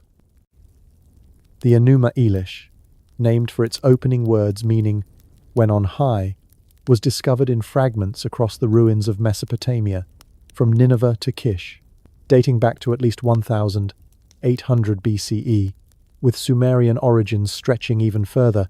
It recounts the birth of the solar system through a cosmic drama. At its core is a clash between Tiamat, a primordial watery planet, and Marduk, a celestial avenger identified with Nibiru. The tablets, some housed in the British Museum, describe a universe in flux, where planets take shape from chaos. In the beginning, the text declares, "Heaven above had not been named, nor earth below called by name. Only three entities existed: Apsu, the sun; Mumu, its companion Mercury; and Tiamat, a massive planet teeming with potential. From their interactions, other planets emerge: Venus, Mars, Jupiter, Saturn, Uranus, Neptune, each named with Sumerian precision: Lahamu, Lamu, Kishar, Anshar, Anu, and Nudimud. This cosmic genealogy is striking for its accuracy. The Sumerians, without telescopes, described a solar system that aligns with our modern understanding, save for Tiamat and Nibiru. The Enuma Elish details how these early planets moved in unstable orbits, their gravitational pulls creating chaos. Tiamat, described as a maiden who gives life, spawned a host of satellites, including a large moon named Kingu. But the arrival of Marduk Nibiru, the outsider from deep space, disrupted this fragile order. Moving in a retrograde orbit, opposite to the other planets, Nibiru's gravitational force stirred turmoil, pulling Tiamat's satellites into disarray. The epic paints a vivid picture: Marduk, alluring in his figure, with eyes flashing intentness, advanced with a retinue of winds, satellites, or moons that would become his weapons in the coming battle. The climax of the Enuma Elish is a celestial collision that reshapes the solar system. Marduk, equipped with 7 satellites, confronts Tiamat in a 2-part encounter. In the first, his winds strike her, wounding her and scattering her satellites. In the second, Marduk himself collides with Tiamat, cleaving her in two. The upper half of Tiamat, her skull, is thrust into a new orbit, becoming Earth. Her largest moon, Kingu, follows, transforming into our moon, described as a lifeless circler stripped of its atmosphere. The lower half of Tiamat shatters into the asteroid belt, a hammered bracelet that divides the solar system into inner and outer planets. Marduk, now established as Nibiru, takes its place as the planet of crossing, its elliptical orbit stretching from the sun's vicinity to the outer reaches beyond Neptune. This narrative is astonishingly detailed, offering a cosmogony that echoes modern scientific theories. Geologists and astronomers propose that Earth and the Moon formed from a massive collision around 3.9 billion years ago, often attributed to a Mars-sized body called Theia. The Enuma Elish's account of Tiamat's destruction aligns with this theory, but with a twist. It names Nibiru as the catalyst, a planet with a 3,600-year orbit. The text's description of the asteroid belt as a bracelet, separating the heavens, mirrors our understanding of the solar system's structure, with terrestrial planets like Earth and Mars on one side, and gas giants like Jupiter and Saturn on the other. How could the Sumerians, millennia before modern astronomy, craft a story so aligned with scientific findings? The Enuma Elish doesn't stop at planetary formation. It credits Marduk with organizing the heavens, assigning roles to the sun and moon, and establishing the zodiac's 12 constellations. Tablet 5, nearly complete despite missing 22 lines, describes Marduk creating clouds, rivers, and mountains on Earth, shaping it into a habitable world. This mirrors the biblical Genesis, which condenses the same sequence into a few verses, describing the separation of waters and the emergence of dry land. The Hebrew term shamayim, meaning heavens, derives from mayim, waters, echoing the Sumerian concept of a watery cosmos divided by a cosmic event.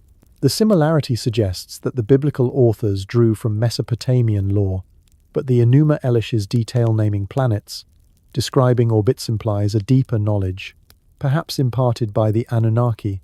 This raises a provocative question. Is the Enuma Elish a myth, or a scientific record encoded in poetic form? Some scholars dismiss it as allegory, a tale of gods symbolizing natural forces, but its precision naming planets, describing retrograde orbits, detailing a collision suggests more. The Sumerians' astronomical knowledge was staggering.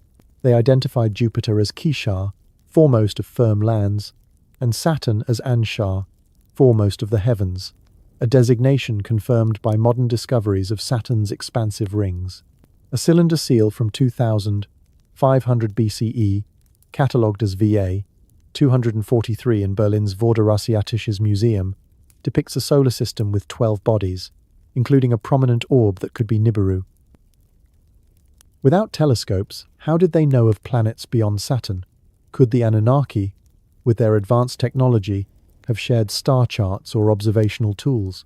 Conspiracy theories amplify this mystery, suggesting that the Enuma Elish's scientific insights were deliberately suppressed. Many of its tablets, discovered in the 19th century, remain untranslated or restricted in museum archives. Some claim that these texts contain details about Nibiru's orbit or the Anunnaki's technology, information too disruptive for mainstream science. The tablet's scribe, Nabu Mushati Umi, dated his copy to the 5th century BCE during the reign of Darius I, indicating a long tradition of preserving this knowledge. Yet, modern academia often relegates the Enuma Elish to mythology, ignoring its cosmological accuracy. Could this dismissal be intentional, a way to keep humanity ignorant of its cosmic origins? The Enuma Elish's depiction of Nibiru as Marduk is particularly compelling. The text describes Nibiru's orbit as a crossing, intersecting the ecliptic where Tiamat once resided, between Mars and Jupiter. This aligns with the asteroid belt's location, suggesting the Sumerians understood its origin as the remnants of a destroyed planet. The epics claim that Nibiru's retrograde orbit made it a disruptive force finds echoes in modern astronomy, where retrograde comets and asteroids are seen as anomalies. Some theorists propose that Nibiru's passage could explain unexplained celestial phenomena, like the irregular orbits of Kuiper belt objects. Could the Sumerians have observed Nibiru during one of its cyclical returns, recording its impact in their texts? The text's scientific detail extends to Earth's formation. It describes how Marduk, after splitting Tiamat, shaped her upper half into a watery planet, with rivers like the Tigris and Euphrates flowing from her gaze.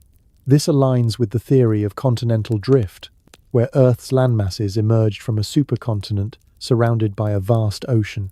The Enuma Elish's mention of spittle forming clouds and nostrils, creating mountains, suggests volcanic activity, a process modern science links to Earth's early atmosphere. These parallels are uncanny, raising the possibility that the Sumerians possessed knowledge of planetary science that rivals our own.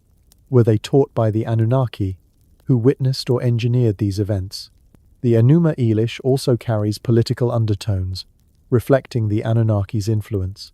In the Babylonian version, Marduk, Nibiru's personification, is elevated to supreme god, overshadowing Sumerian deities like Enlil. This shift, evident in tablets from Kish, suggests a deliberate rewriting to align with Babylonian power. Yet, the Sumerian original, preserved in fragments, emphasizes Enki and Enlil, hinting at a more complex cosmology. Some theorists argue that this rewriting was a cover-up, obscuring the Anunnaki's true role as extraterrestrial visitors. Could the Enuma Elish have been altered to hide its scientific truths, transforming a record of cosmic events into a religious narrative? This idea fuels speculation that modern institutions continue this suppression. Untranslated tablets, stored in places like the Louvre, may hold details about Nibiru's orbit or the Anunnaki's technology. Some claim that governments or secret societies guard these texts, fearing their impact on established paradigms. The Enuma Elish's discovery in the 19th century, by scholars like George Smith, sparked excitement, but its scientific implications were quickly downplayed. Could this be a deliberate effort to keep humanity in the dark about its cosmic origins? The text's survival, through centuries of war and conquest, suggests a determination to preserve its message, perhaps awaiting a time when we're ready to understand. As we prepare to explore the possibility of the Anunnaki's return, tied to Nibiru's cyclical orbit, we carry forward the Enuma Elish's Enigma. Its blend of myth and science challenges us to reconsider the Sumerians' knowledge and the Anunnaki's role in shaping our world. Was this epic a poetic tale, or a record of cosmic truths imparted by beings from beyond? The answers, locked in clay and time, beckon us to look to the stars and question the foundations of our reality. The Enuma Elish, with its cosmic tale of creation, has drawn us into a world where the Anunnaki, celestial architects from Nibiru, shaped the very fabric of our planet. Their ziggurats, their cities, their knowledge all point to a presence that transcended human understanding, leaving a legacy etched in the clay of Sumer. But the story doesn't end with the ancient past. The Sumerian tablets whisper of a cycle, a rhythm of the cosmos tied to Nibiru's 3,600-year orbit, a rhythm that promises the return of these enigmatic beings. The texts speak of moments when Nibiru's radiant glow reappears in the heavens, heralding change, upheaval, or divine judgment. Could the Anunnaki be poised to return, as ancient prophecies suggest? Are there signs in our modern world's celestial anomalies, hidden agendas that hint at their approach? As we peer into the future through the lens of the past, we confront a chilling question. Is the return of the Anunnaki a mere myth, or a reality we're unprepared to face? In the ancient Sumerian texts, Nibiru's orbit is measured in Sa, a unit equating to 3,600 Earth years. This cycle, described in the Sumerian king list and other tablets, marks periods when Nibiru draws near the inner solar system, its gravitational pull stirring the heavens and earth below. The Enuma Elish portrays Nibiru as the planet of crossing, a celestial body that disrupts the order of the cosmos with each passage. The Sumerians believed these returns were times of great significance, moments when the Anunnaki reasserted their influence over humanity. Tablets from Nippur, like the fragment CBS 10,673, hint at cataclysms tied to these cycles, floods, societal shifts, and divine interventions. The Great Deluge, which nearly erased humanity, is one such event, potentially triggered by Nibiru's approach. Could the next cycle bring the Anunnaki back to Earth, and what would their return mean for us? The idea of a returning Nibiru is not just ancient lore. It has ignited modern fascination and controversy. In the late 20th century, researchers like Zecharia Sitchin proposed that Nibiru's orbit would bring it close to Earth in the modern era, potentially within our lifetime. The Sumerian texts suggest that its last significant appearance coincided with the Deluge, around 12,000 years ago, aligning with geological evidence of massive flooding during the Younger Dryas period. If this cycle holds, Nibiru could be approaching again, its presence masked by its distant orbit in the Kuiper Belt or Oort cloud. The Sumerians described its glow as unmistakable, a radiant orb visible in the night sky. Could modern astronomers have already detected it, only for the evidence to be concealed? This brings us to one of the most persistent conspiracy theories surrounding Nibiru, the idea that governments and space agencies are hiding its existence. In 1983, NASA's infrared astronomical satellite, IRIS, detected a large, unidentified object in deep space, sparking headlines about a possible 10th planet. The discovery was quickly downplayed, attributed to a distant star or calibration error, yet whispers of a cover-up have persisted. Amateur astronomers have reported sightings of a faint, reddish object in the sky, dubbed a second sun, with images circulating online. Some claim that observatories in the southern hemisphere, particularly in Chile, have captured data on a massive body approaching the inner solar system, only for the findings to be classified. Why would such information be suppressed? Could the knowledge of Nibiru's return threaten global stability, prompting a concerted effort to keep it secret? Conspiracy theorists point to other signs, unexplained celestial phenomena, like the 2013 Chelyabinsk meteor that exploded over Russia, or perturbations in the orbits of outer planets. These could be harbingers of Nibiru's gravitational influence, stirring chaos as it nears. Some speculate that governments are preparing for its arrival, building underground bunkers in places like Colorado's Cheyenne Mountain or remote Antarctic facilities. Leaked documents, though unverified, suggest preparations for a cataclysmic event, with elite groups securing resources while the public remains unaware. The Sumerian texts, with their warnings of upheaval tied to Nibiru's return, lend credence to these fears. The Atrahasis describes the deluge as a divine act, but also as a cosmic consequence. Could Nibiru's next passage bring similar turmoily earthquakes, tsunamis, or shifts in the Earth's axis? The Anunnaki's role in this potential return adds a layer of intrigue. The Sumerian tablets suggest they were not permanent residents of Earth, but visitors who came and went with Nibiru's cycle. After the deluge, they rebuilt civilization, anointing kings and teaching humanity the arts of agriculture, writing, and law. But the Sumerian king list ends with a curious note. Kingship moved from Sumer to other lands, as if the Anunnaki withdrew their direct presence. Did they return to Nibiru, leaving humanity to carry their legacy? Or have they remained, hidden among us, guiding events through proxies? Some theorists argue that the Anunnaki never left, their descendants blending into human society, perhaps as ancient rulers or modern elites.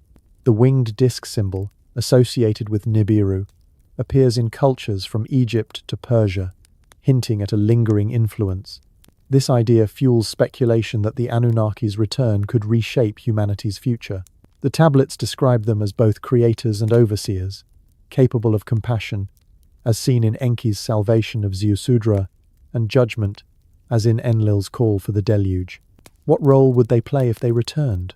Some envision them as benevolent guides, sharing advanced knowledge to elevate humanity.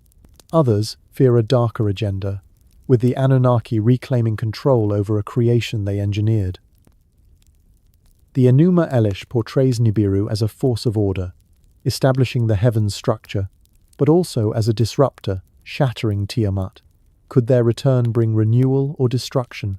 The Sumerians believed that Nibiru's appearances were moments of divine reckoning, when humanity's fate hung in the balance. Modern conspiracy theories amplify these possibilities, suggesting that global powers are aware of Nibiru's approach. Some claim that space programs, like SpaceX or classified military projects, are secretly preparing for contact, developing technologies to communicate with or defend against an extraterrestrial presence. The sudden push for Mars colonization, some argue, could be a contingency plan, a way to ensure humanity's survival if Nibiru's passage proves catastrophic. Others point to ancient prophecies, like those in the Book of Enoch, which describe watchers returning to judge humanity. These texts, often dismissed as apocryphal, echo Sumerian accounts of the Anunnaki as overseers, suggesting a shared memory of their cyclical presence. Could modern space exploration be driven by a hidden knowledge of their return? The Sumerian texts offer tantalizing clues about what to expect. The Sumerian king list links Nibiru's cycles to the reigns of pre-flood kings, whose lifespan spans of thousands of years may reflect Anunnaki longevity or a different temporal framework. Post-flood, the reigns shorten, as if humanity was left to govern itself under stricter divine oversight. Tablets from Sippar describe rituals performed to appease the gods during celestial events, perhaps anticipating Nibiru's return. These rituals, involving offerings atop ziggurats, suggest a belief that the Anunnaki's presence could be influenced or invoked. Could these practices hold clues for detecting Nibiru today, perhaps through astronomical alignments or energy signatures? The possibility of the Anunnaki's return also raises questions about their intentions. The Atrahasis portrays Enki as humanity's protector, defying Enlil to save Ziusudra. If the Anunnaki return, would Enki's compassion prevail, or would Enlil's authoritarian streak dominate?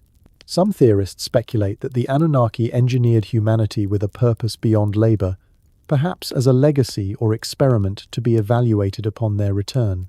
The concept of a genetic code within humans, hinted at in the Atrahasis, suggests that our DNA could hold dormant traits awaiting activation. Could modern advancements in genetics, like CRISPR, be unwittingly unlocking Anunnaki designs? The idea that our creators might return to assess their work is both thrilling and unsettling. Conspiracy theories also point to modern phenomena as signs of preparation. Unexplained aerial phenomena, often dismissed as UFOs, have been reported with increasing frequency, with declassified government reports admitting their reality. Could these be Anunnaki scouts, monitoring Earth as Nibiru nears? Some claim that ancient sites, like ziggurats or Stonehenge, are being studied for energy anomalies, perhaps reactivating as Nibiru approaches. The Sumerian texts describe ziggurats as bonds heaven-earth, potentially capable of transmitting signals. Could modern technology be detecting these signals, hidden from public view? The secrecy surrounding certain archaeological discovery establishments locked in museum vaults or restricted dig sites fuels speculation that the truth is being withheld. As we prepare to explore the Anunnaki's obsession with gold, a resource that drove their mission to Earth, we carry forward the mystery of their potential return. The Sumerians saw Nibiru's cycle as a cosmic clock, ticking toward moments of divine intervention. Whether prophecy or reality, the idea that the Anunnaki might walk among us again challenges our understanding of history and destiny. Their legacy, preserved in the tablets of Sumer, beckons us to watch the skies, to question the forces that shaped us, and to wonder what awaits when the planet of crossing returns. Has this cosmic mystery ignited your imagination? Join the journey at Mystery History for Sleep. Subscribe now. Share your thoughts in the comments about Nibiru's return, or pass this video along to others curious about the secrets of our origins. The looming spectre of the Anunnaki's return, tied to the cyclical orbit of Nibiru, casts a shadow over the ancient texts of Sumer, hinting at a cosmic agenda that may still unfold. These beings, who engineered humanity and built the foundations of civilization, left behind a legacy that pulses through the ruins of Mesopotamia.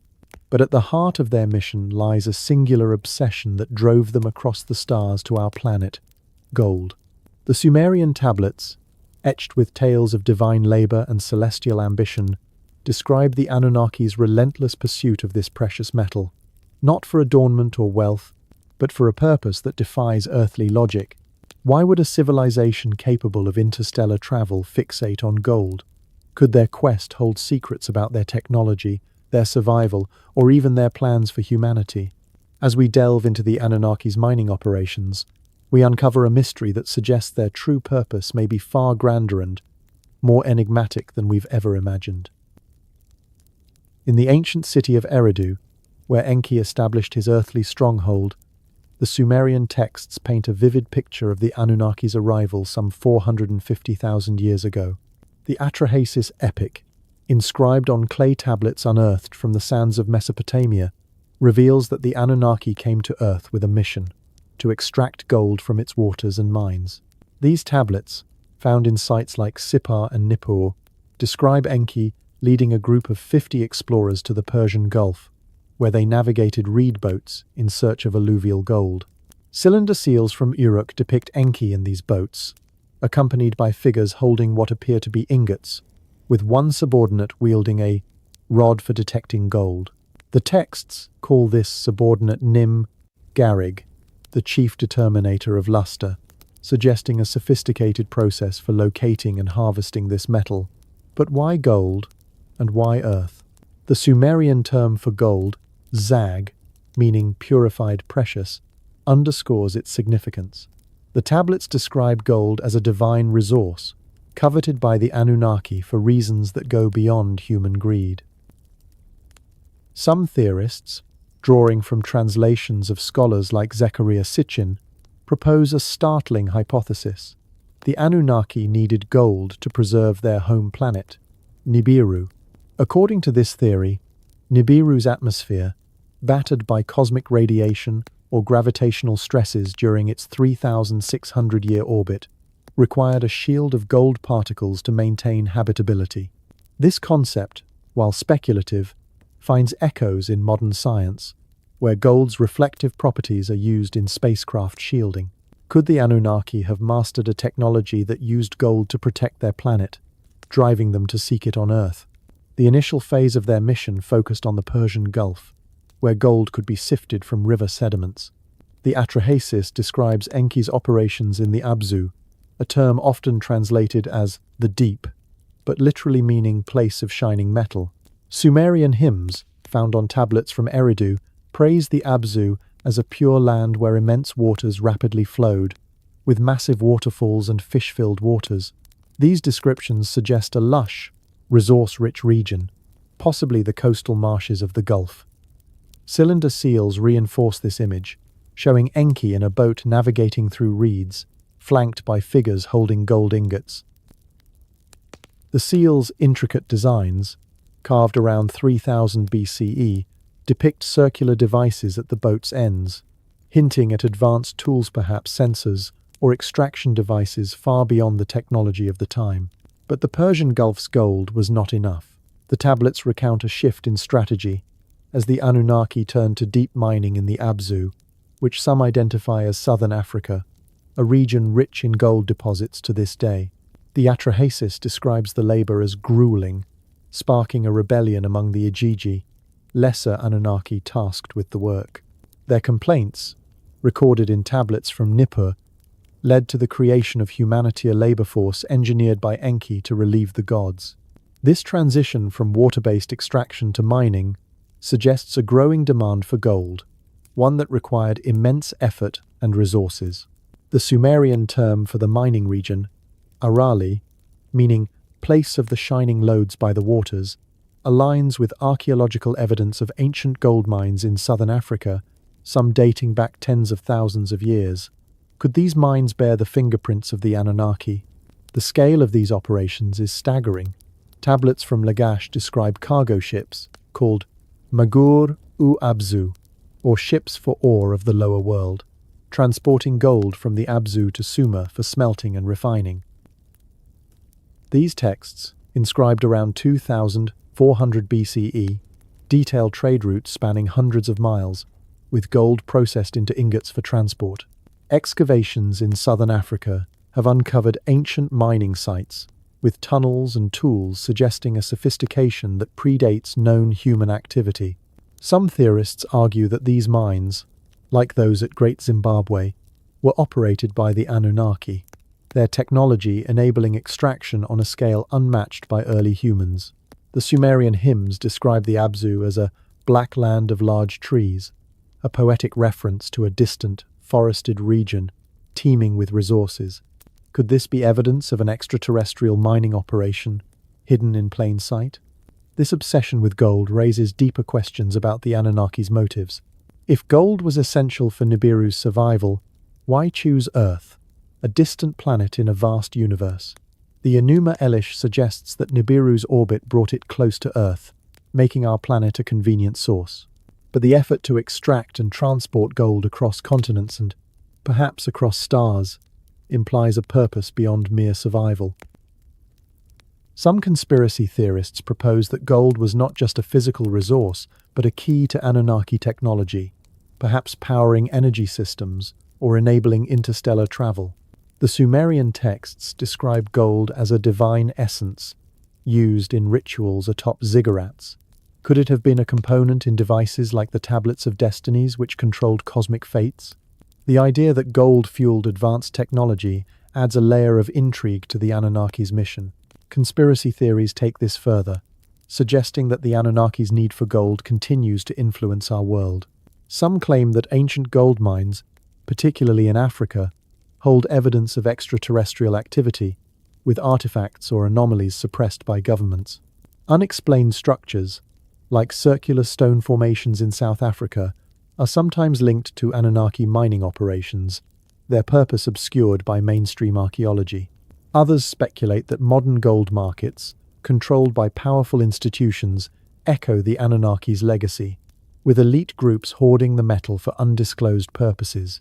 The Sumerian emphasis on gold's purity, reflected in the term Zag, suggests it was valued for more than aesthetics. Could modern technology, like nanotechnology or energy systems, be rediscovering Anunnaki secrets hidden in gold's properties? The Anunnaki's mining operations also reveal their complex society. The rebellion of the Igigi, detailed in the Atrahasis, shows a hierarchy where lesser gods toiled under Enki and Enlil's command. Tablets from Sippar describe specialized roles, like Ninsara, a lady of bright metal assigned to saltwater tasks, possibly refining gold from seawater. These roles suggest a division of labor akin to a modern corporation, with Enki overseeing technical operations and Enlil enforcing order. The shift to mining, prompted by the Igiji's unrest, led to humanity's creation, a decision that reshaped Earth's history. This narrative, preserved in tablets from 2000 BCE, implies that gold was not just a resource but a catalyst for cosmic events, tying the Anunnaki's fate to ours. The archaeological record supports the Sumerian focus on gold. Excavations at conducted in the 1920s, uncovered gold artifacts, jewelry, vessels, and ceremonial objects crafted with a skill that rivals later civilizations. These finds, displayed in the Iraq Museum, suggest that gold was a cornerstone of Sumerian culture, used in divine offerings and royal adornments. Tablets from Lagash describe trade with distant lands, like Dilmun, to acquire gold and rare materials. The precision of these artifacts, some dating to 2500 BCE, hints at advanced metallurgical knowledge, possibly imparted by the Anunnaki. Could the Sumerians have learned these techniques from their celestial teachers, who saw gold as a bridge between worlds? This brings us to a chilling conspiracy theory, that the Anunnaki's quest for gold was part of a larger plan, one that continues to shape our world. Some theorists argue that the Anunnaki left behind a network of Prox's ancient kings, or modern elites who control gold resources to maintain their influence. The Sumerian texts describe gold as a divine gift, stored in ziggurat chambers as offerings to the gods. Could these chambers, sealed with bitumen and guarded by priests, have been repositories for technology or knowledge? The suppression of certain archaeological finds, like untranslated tablets or restricted mining sites, fuels speculation that the Anunnaki's true purpose remains hidden, guarded by those who inherited their power. As we prepare to explore the Anunnaki's influence across cultures, from Sumer to Egypt and beyond, we carry forward the mystery of their gold obsession. Was it a practical need, a technological necessity, or a symbol of their divine authority? The tablets of Sumer, with their tales of boats and mines, suggest a mission that bound humanity to the stars.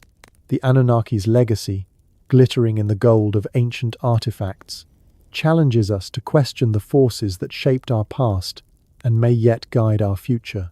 The Anunnaki's quest for gold, etched into the clay tablets of Sumer, reveals a mission that bound their fate to Earth's, shaping humanity's earliest steps towards civilization.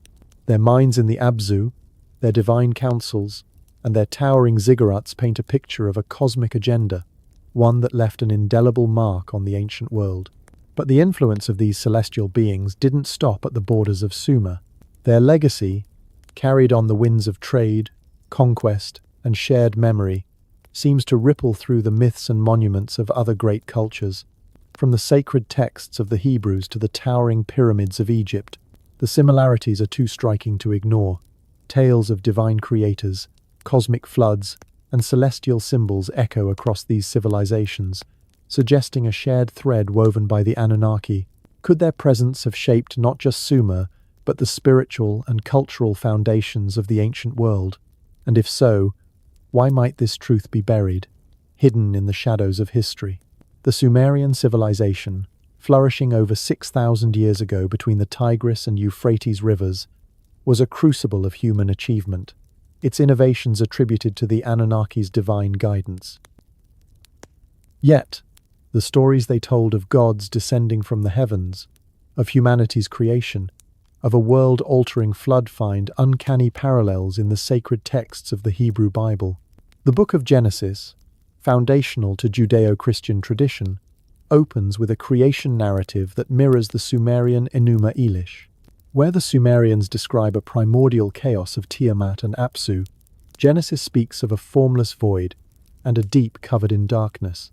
The Hebrew word for this deep, tehom, bears a striking resemblance to Tiamat, suggesting a linguistic and conceptual link. Both texts describe a divine act of separating waters to form heaven and earth, a process that in Sumerian lore is tied to the Anunnaki's cosmic battle and in Genesis to God's command. The parallels deepen with the story of Eden. In Sumerian texts, the term Eden derives from Eden, meaning fertile plain, a region where the Anunnaki established their first settlements. Tablets from Eridu describe this as a lush, sacred land, home to Enki's temple and the Tree of Knowledge, a motif echoed in Genesis with the Garden of Eden and its forbidden tree. The Sumerian Atrahasis tells of humanity's creation from clay mixed with divine essence, a narrative mirrored in Genesis 2-7, where God forms Adam from the dust of the earth. The rib of Eve's creation may trace back to Ninhursag, the Anunnaki goddess called Lady of the Rib, who helped Enki craft humanity. These similarities suggest that the biblical authors, writing centuries after Sumer's decline, drew from a shared cultural memory, one rooted in the Anunnaki's teachings. The Great Deluge, a cornerstone of Sumerian lore, finds its biblical counterpart in the story of Noah. The Atrahasis and Epic of Gilgamesh describes Yasudra and Utnapishtim, chosen by Enki to survive a world-ending flood, building an ark to preserve life. Genesis recounts a nearly identical tale, with Noah constructing an ark at God's command. The Sumerian tablets, like the fragment CBS 10673 from Nippur, detail a flood lasting 7 days, a duration echoed in biblical accounts. Both narratives end with a divine promise to never again destroy humanity, sealed with a covenant Yasudra's eternal life in Sumerian texts, Noah's rainbow in Genesis. This convergence suggests that the Hebrews, living in Mesopotamia during the Babylonian exile, absorbed Sumerian stories, adapting them to their monotheistic framework. But the Anunnaki's influence stretches beyond the Bible to the sands of ancient Egypt. The Sumerian god Anu, the supreme deity of the heavens, bears a striking resemblance to the Egyptian concept of Neteru, meaning guardians or watchers. The Neteru were divine beings who descended to Egypt from a primordial place, much like the Anunnaki's arrival from Nibiru. The Egyptian term derives from Nuta, meaning to watch, paralleling the Sumerian Dingir, a prefix for divine beings linked to the heavens. Both cultures used similar symbols. The Sumerian winged disk, representing Nibiru, appears in Egyptian art as the solar disk of Ra, flanked by wings. This iconography, found on steles and temple walls, suggests a shared reverence for a celestial power, perhaps tied to the Anunnaki's cosmic origins. Egyptian mythology also echoes Sumerian tales of creation. The pyramid texts, inscribed in tombs around 2400 BCE, describe gods shaping humanity on a potter's wheel, a motif reminiscent of Enki and Ninhursag molding humans from clay. The Egyptian god Khnum, depicted crafting humans from Nile mud, parallels Enki's role as creator. Both cultures tell of divine beings teaching humanity the arts of civilization writing, agriculture, and law. The Sumerian king list credits the Anunnaki with lowering kingship from heaven, while Egyptian texts describe the Neteru establishing divine kingship through pharaohs. The stepped pyramid of Djoser, built around 2700 BCE, shares structural similarities with Sumerian ziggurats, suggesting a shared architectural tradition. Could the Anunnaki, or their teachings, have spread to Egypt through trade or migration? This cultural convergence raises a tantalizing question. Did the Anunnaki directly influence these civilizations, or did their stories spread through human interaction? The Sumerians traded with regions as far as the Indus Valley and the Levant, carrying their myths and symbols. Cylinder seals from Uruk, dating to 3000 BCE, depict the winged disk, a symbol that appears in Egyptian, Hittite, and Persian art. This widespread iconography suggests a shared cultural thread, perhaps carried by priests or merchants who revered the Anunnaki's legacy. The Sumerian king list, preserved on the WB 444 prism, lists pre-flood cities like Sippar and Shuruppak, whose stories may have traveled with survivors of the Deluge, seeding myths across the ancient world. Conspiracy theories add a provocative twist to this narrative, suggesting that the Anunnaki's influence was deliberately obscured.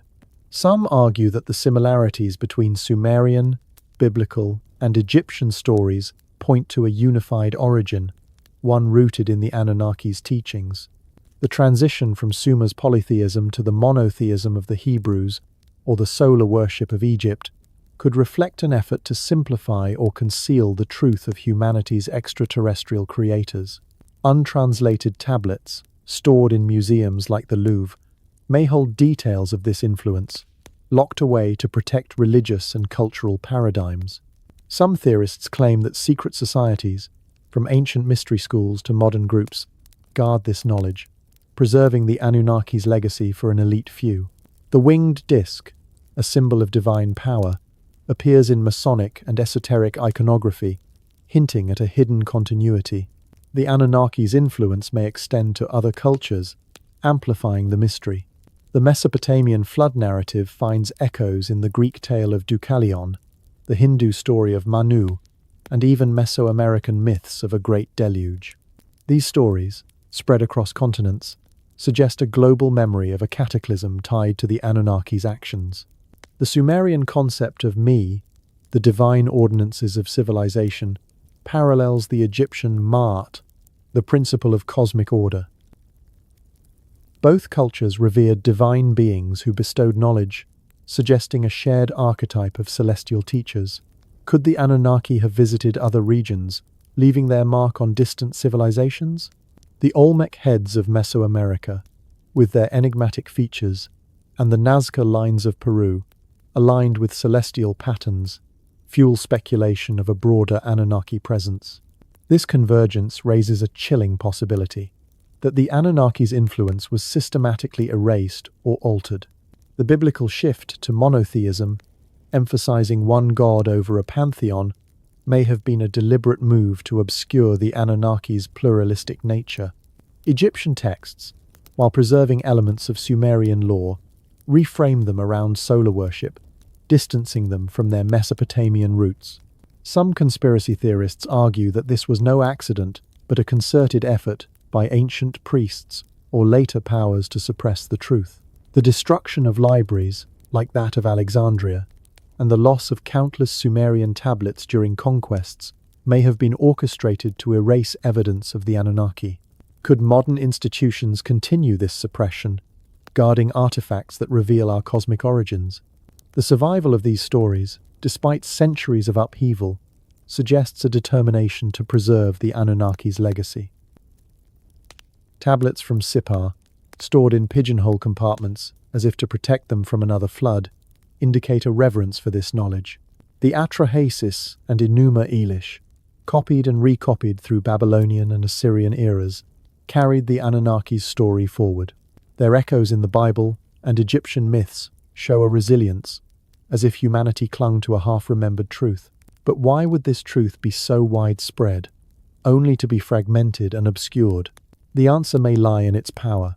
A story of extraterrestrial creators challenges religious, scientific, and political authority, threatening the foundations of our world.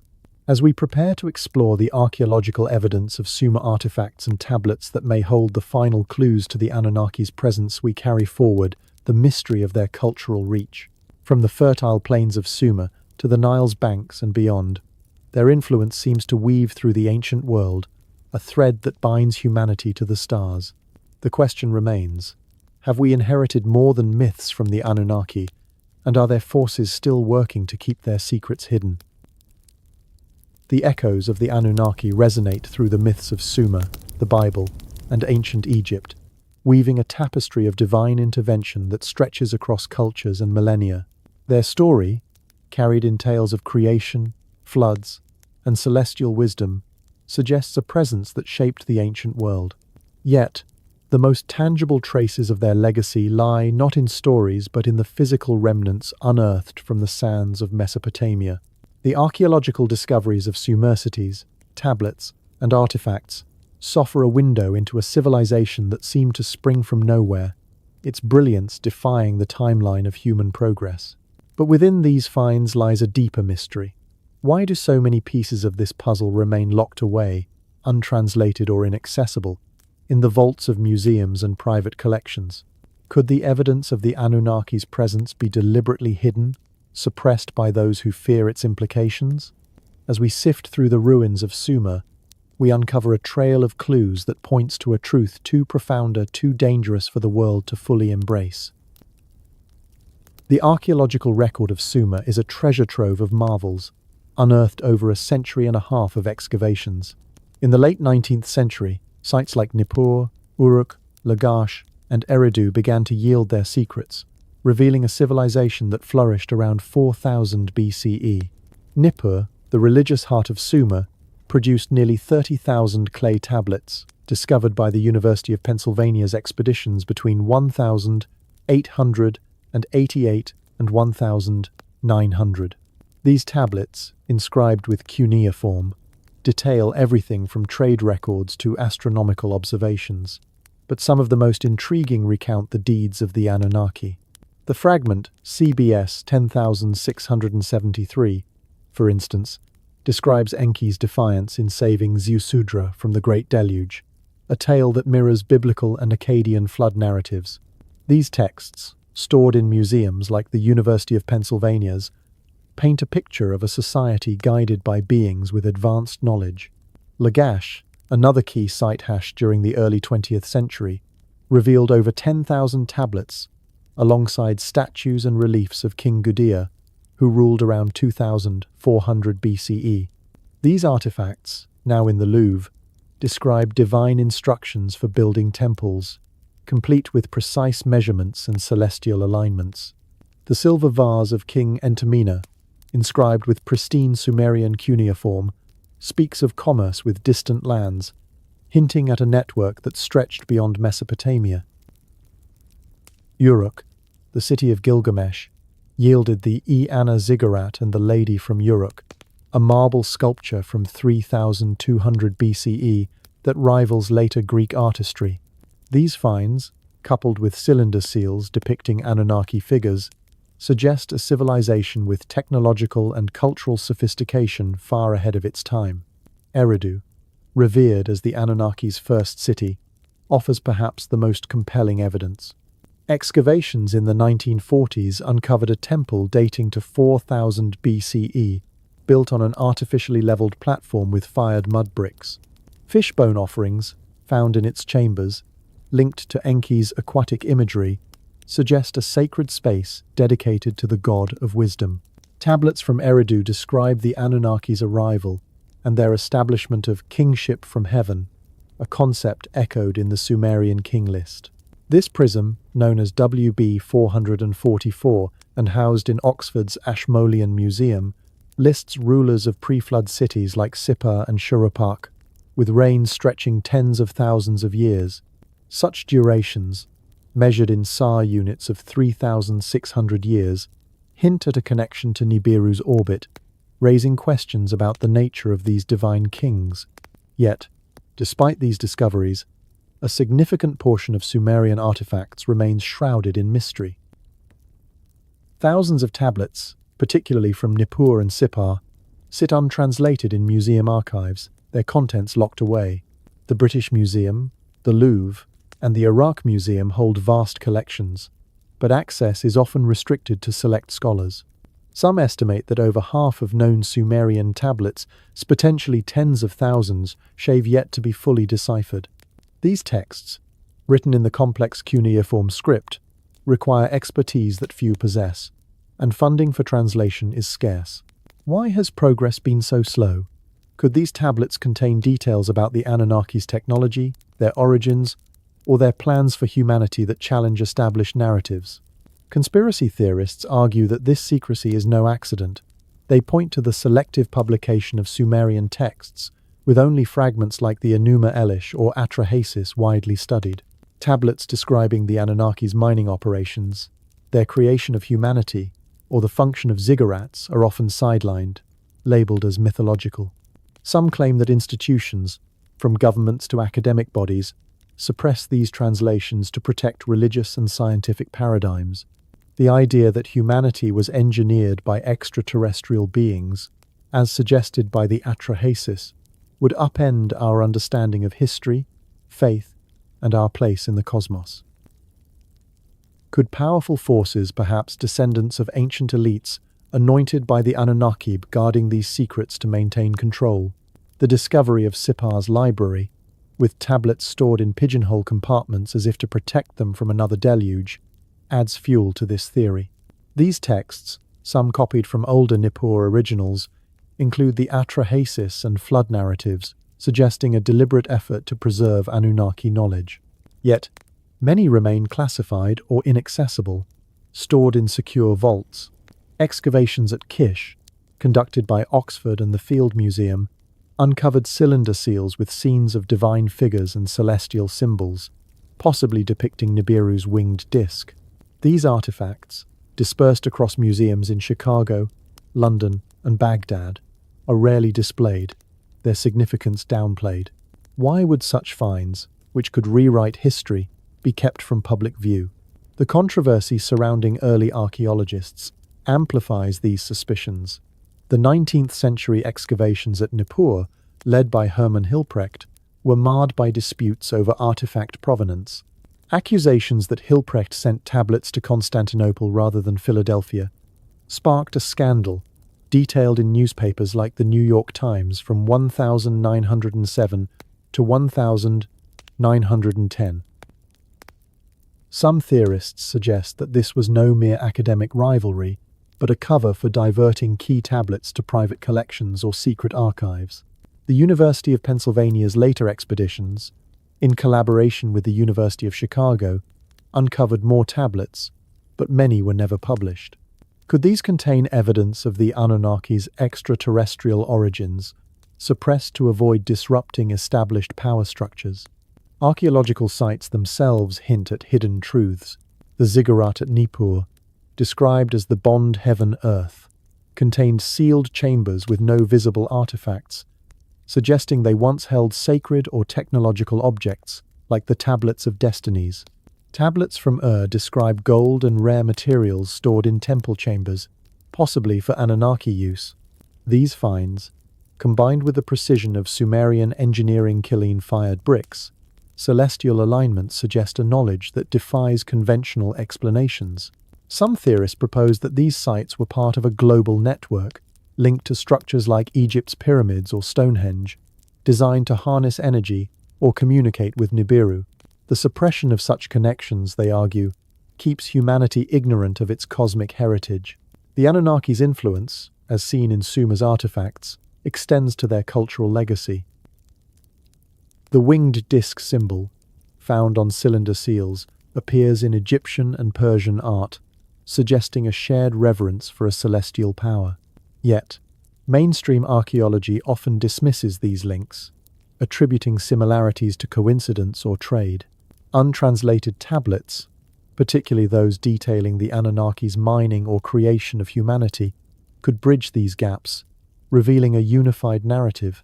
The reluctance to fund or publicize translations fuels speculation that powerful institutions, perhaps tied to ancient Anunnaki bloodlines, seek to control this knowledge. Could the Vatican's archives or private collections hold tablets that confirm the Anunnaki's role? As we prepare to reflect on the Anunnaki's enduring legacy and humanity's future, we carry forward the mystery of these hidden artifacts. The archaeological record, from Nippur's tablets to Uruk's seals, offers glimpses of a civilization touched by the divine. But the gaps untranslated texts, restricted sites, and suppressed finds suggest a truth too potent for public consumption. The Anunnaki's story, buried in the sands of Sumer, challenges us to question who controls our past and what they fear we might discover. The sands of Sumer have whispered their secrets, revealing a saga of celestial beings who descended from the stars to shape our world. The Anunnaki, hailing from the enigmatic planet Nibiru, left an indelible mark on humanity through the creation of our species, the cataclysm of the Great Deluge, the rise of Sumerian civilization, and the towering ziggurats that linked Earth to the heavens. Their story, etched in clay tablets and echoed in the myths of Egypt and the Bible, challenges everything we believe about our origins. The Enuma Elish unveiled a cosmic battle that birthed our planet, while the Anunnaki's quest for gold hinted at a purpose far beyond earthly greed. Yet, as we've sifted through the archaeological ruins, we've uncovered a troubling truth. Much of this knowledge remains hidden, locked in untranslated tablets or guarded by unseen forces. Now, as we stand at the crossroads of past and future, we must ask, what does the Anunnaki's legacy mean for humanity? Are they poised to return, as ancient prophecies foretell? And if so, what role will they play in our destiny? The answers may lie not just in the stars, but in the very fabric of our existence. The Sumerian texts, from the Atrahasis to the Sumerian king list, paint the Anunnaki as architects of civilization, beings who engineered humanity and bestowed the gifts of writing, law, and astronomy. Their cities Eridu, Nippur, Urukros from the ashes of the Deluge, their Ziggurat standing as testaments to a divine blueprint. The precision of their achievements, from cuneiform to celestial alignments, suggests a knowledge that defies the timeline of human progress.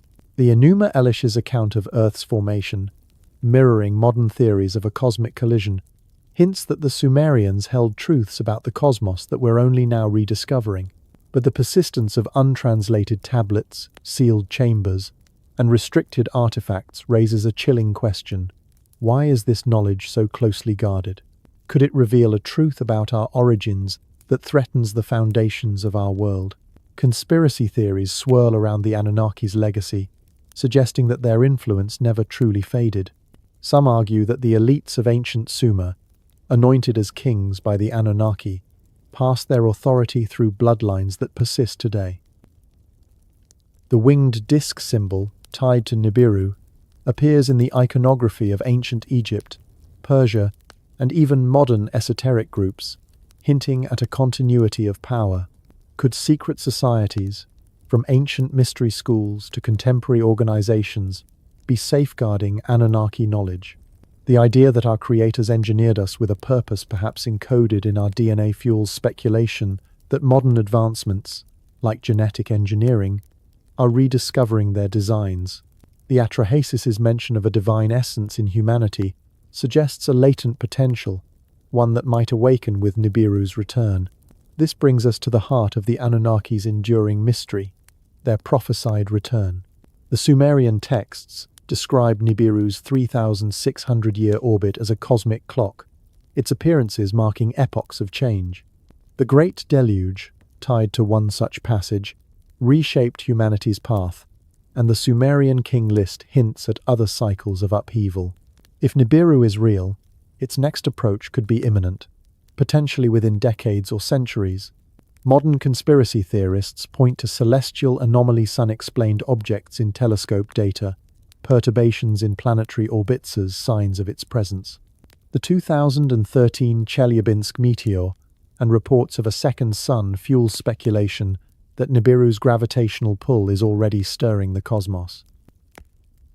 Could these be harbingers of a return that the Sumerians foresaw millennia ago? The question of what the Anunnaki's return might mean is both thrilling and unsettling. The tablets portray them as a complex civilization, torn between Enki's compassion and Enlil's authoritarianism.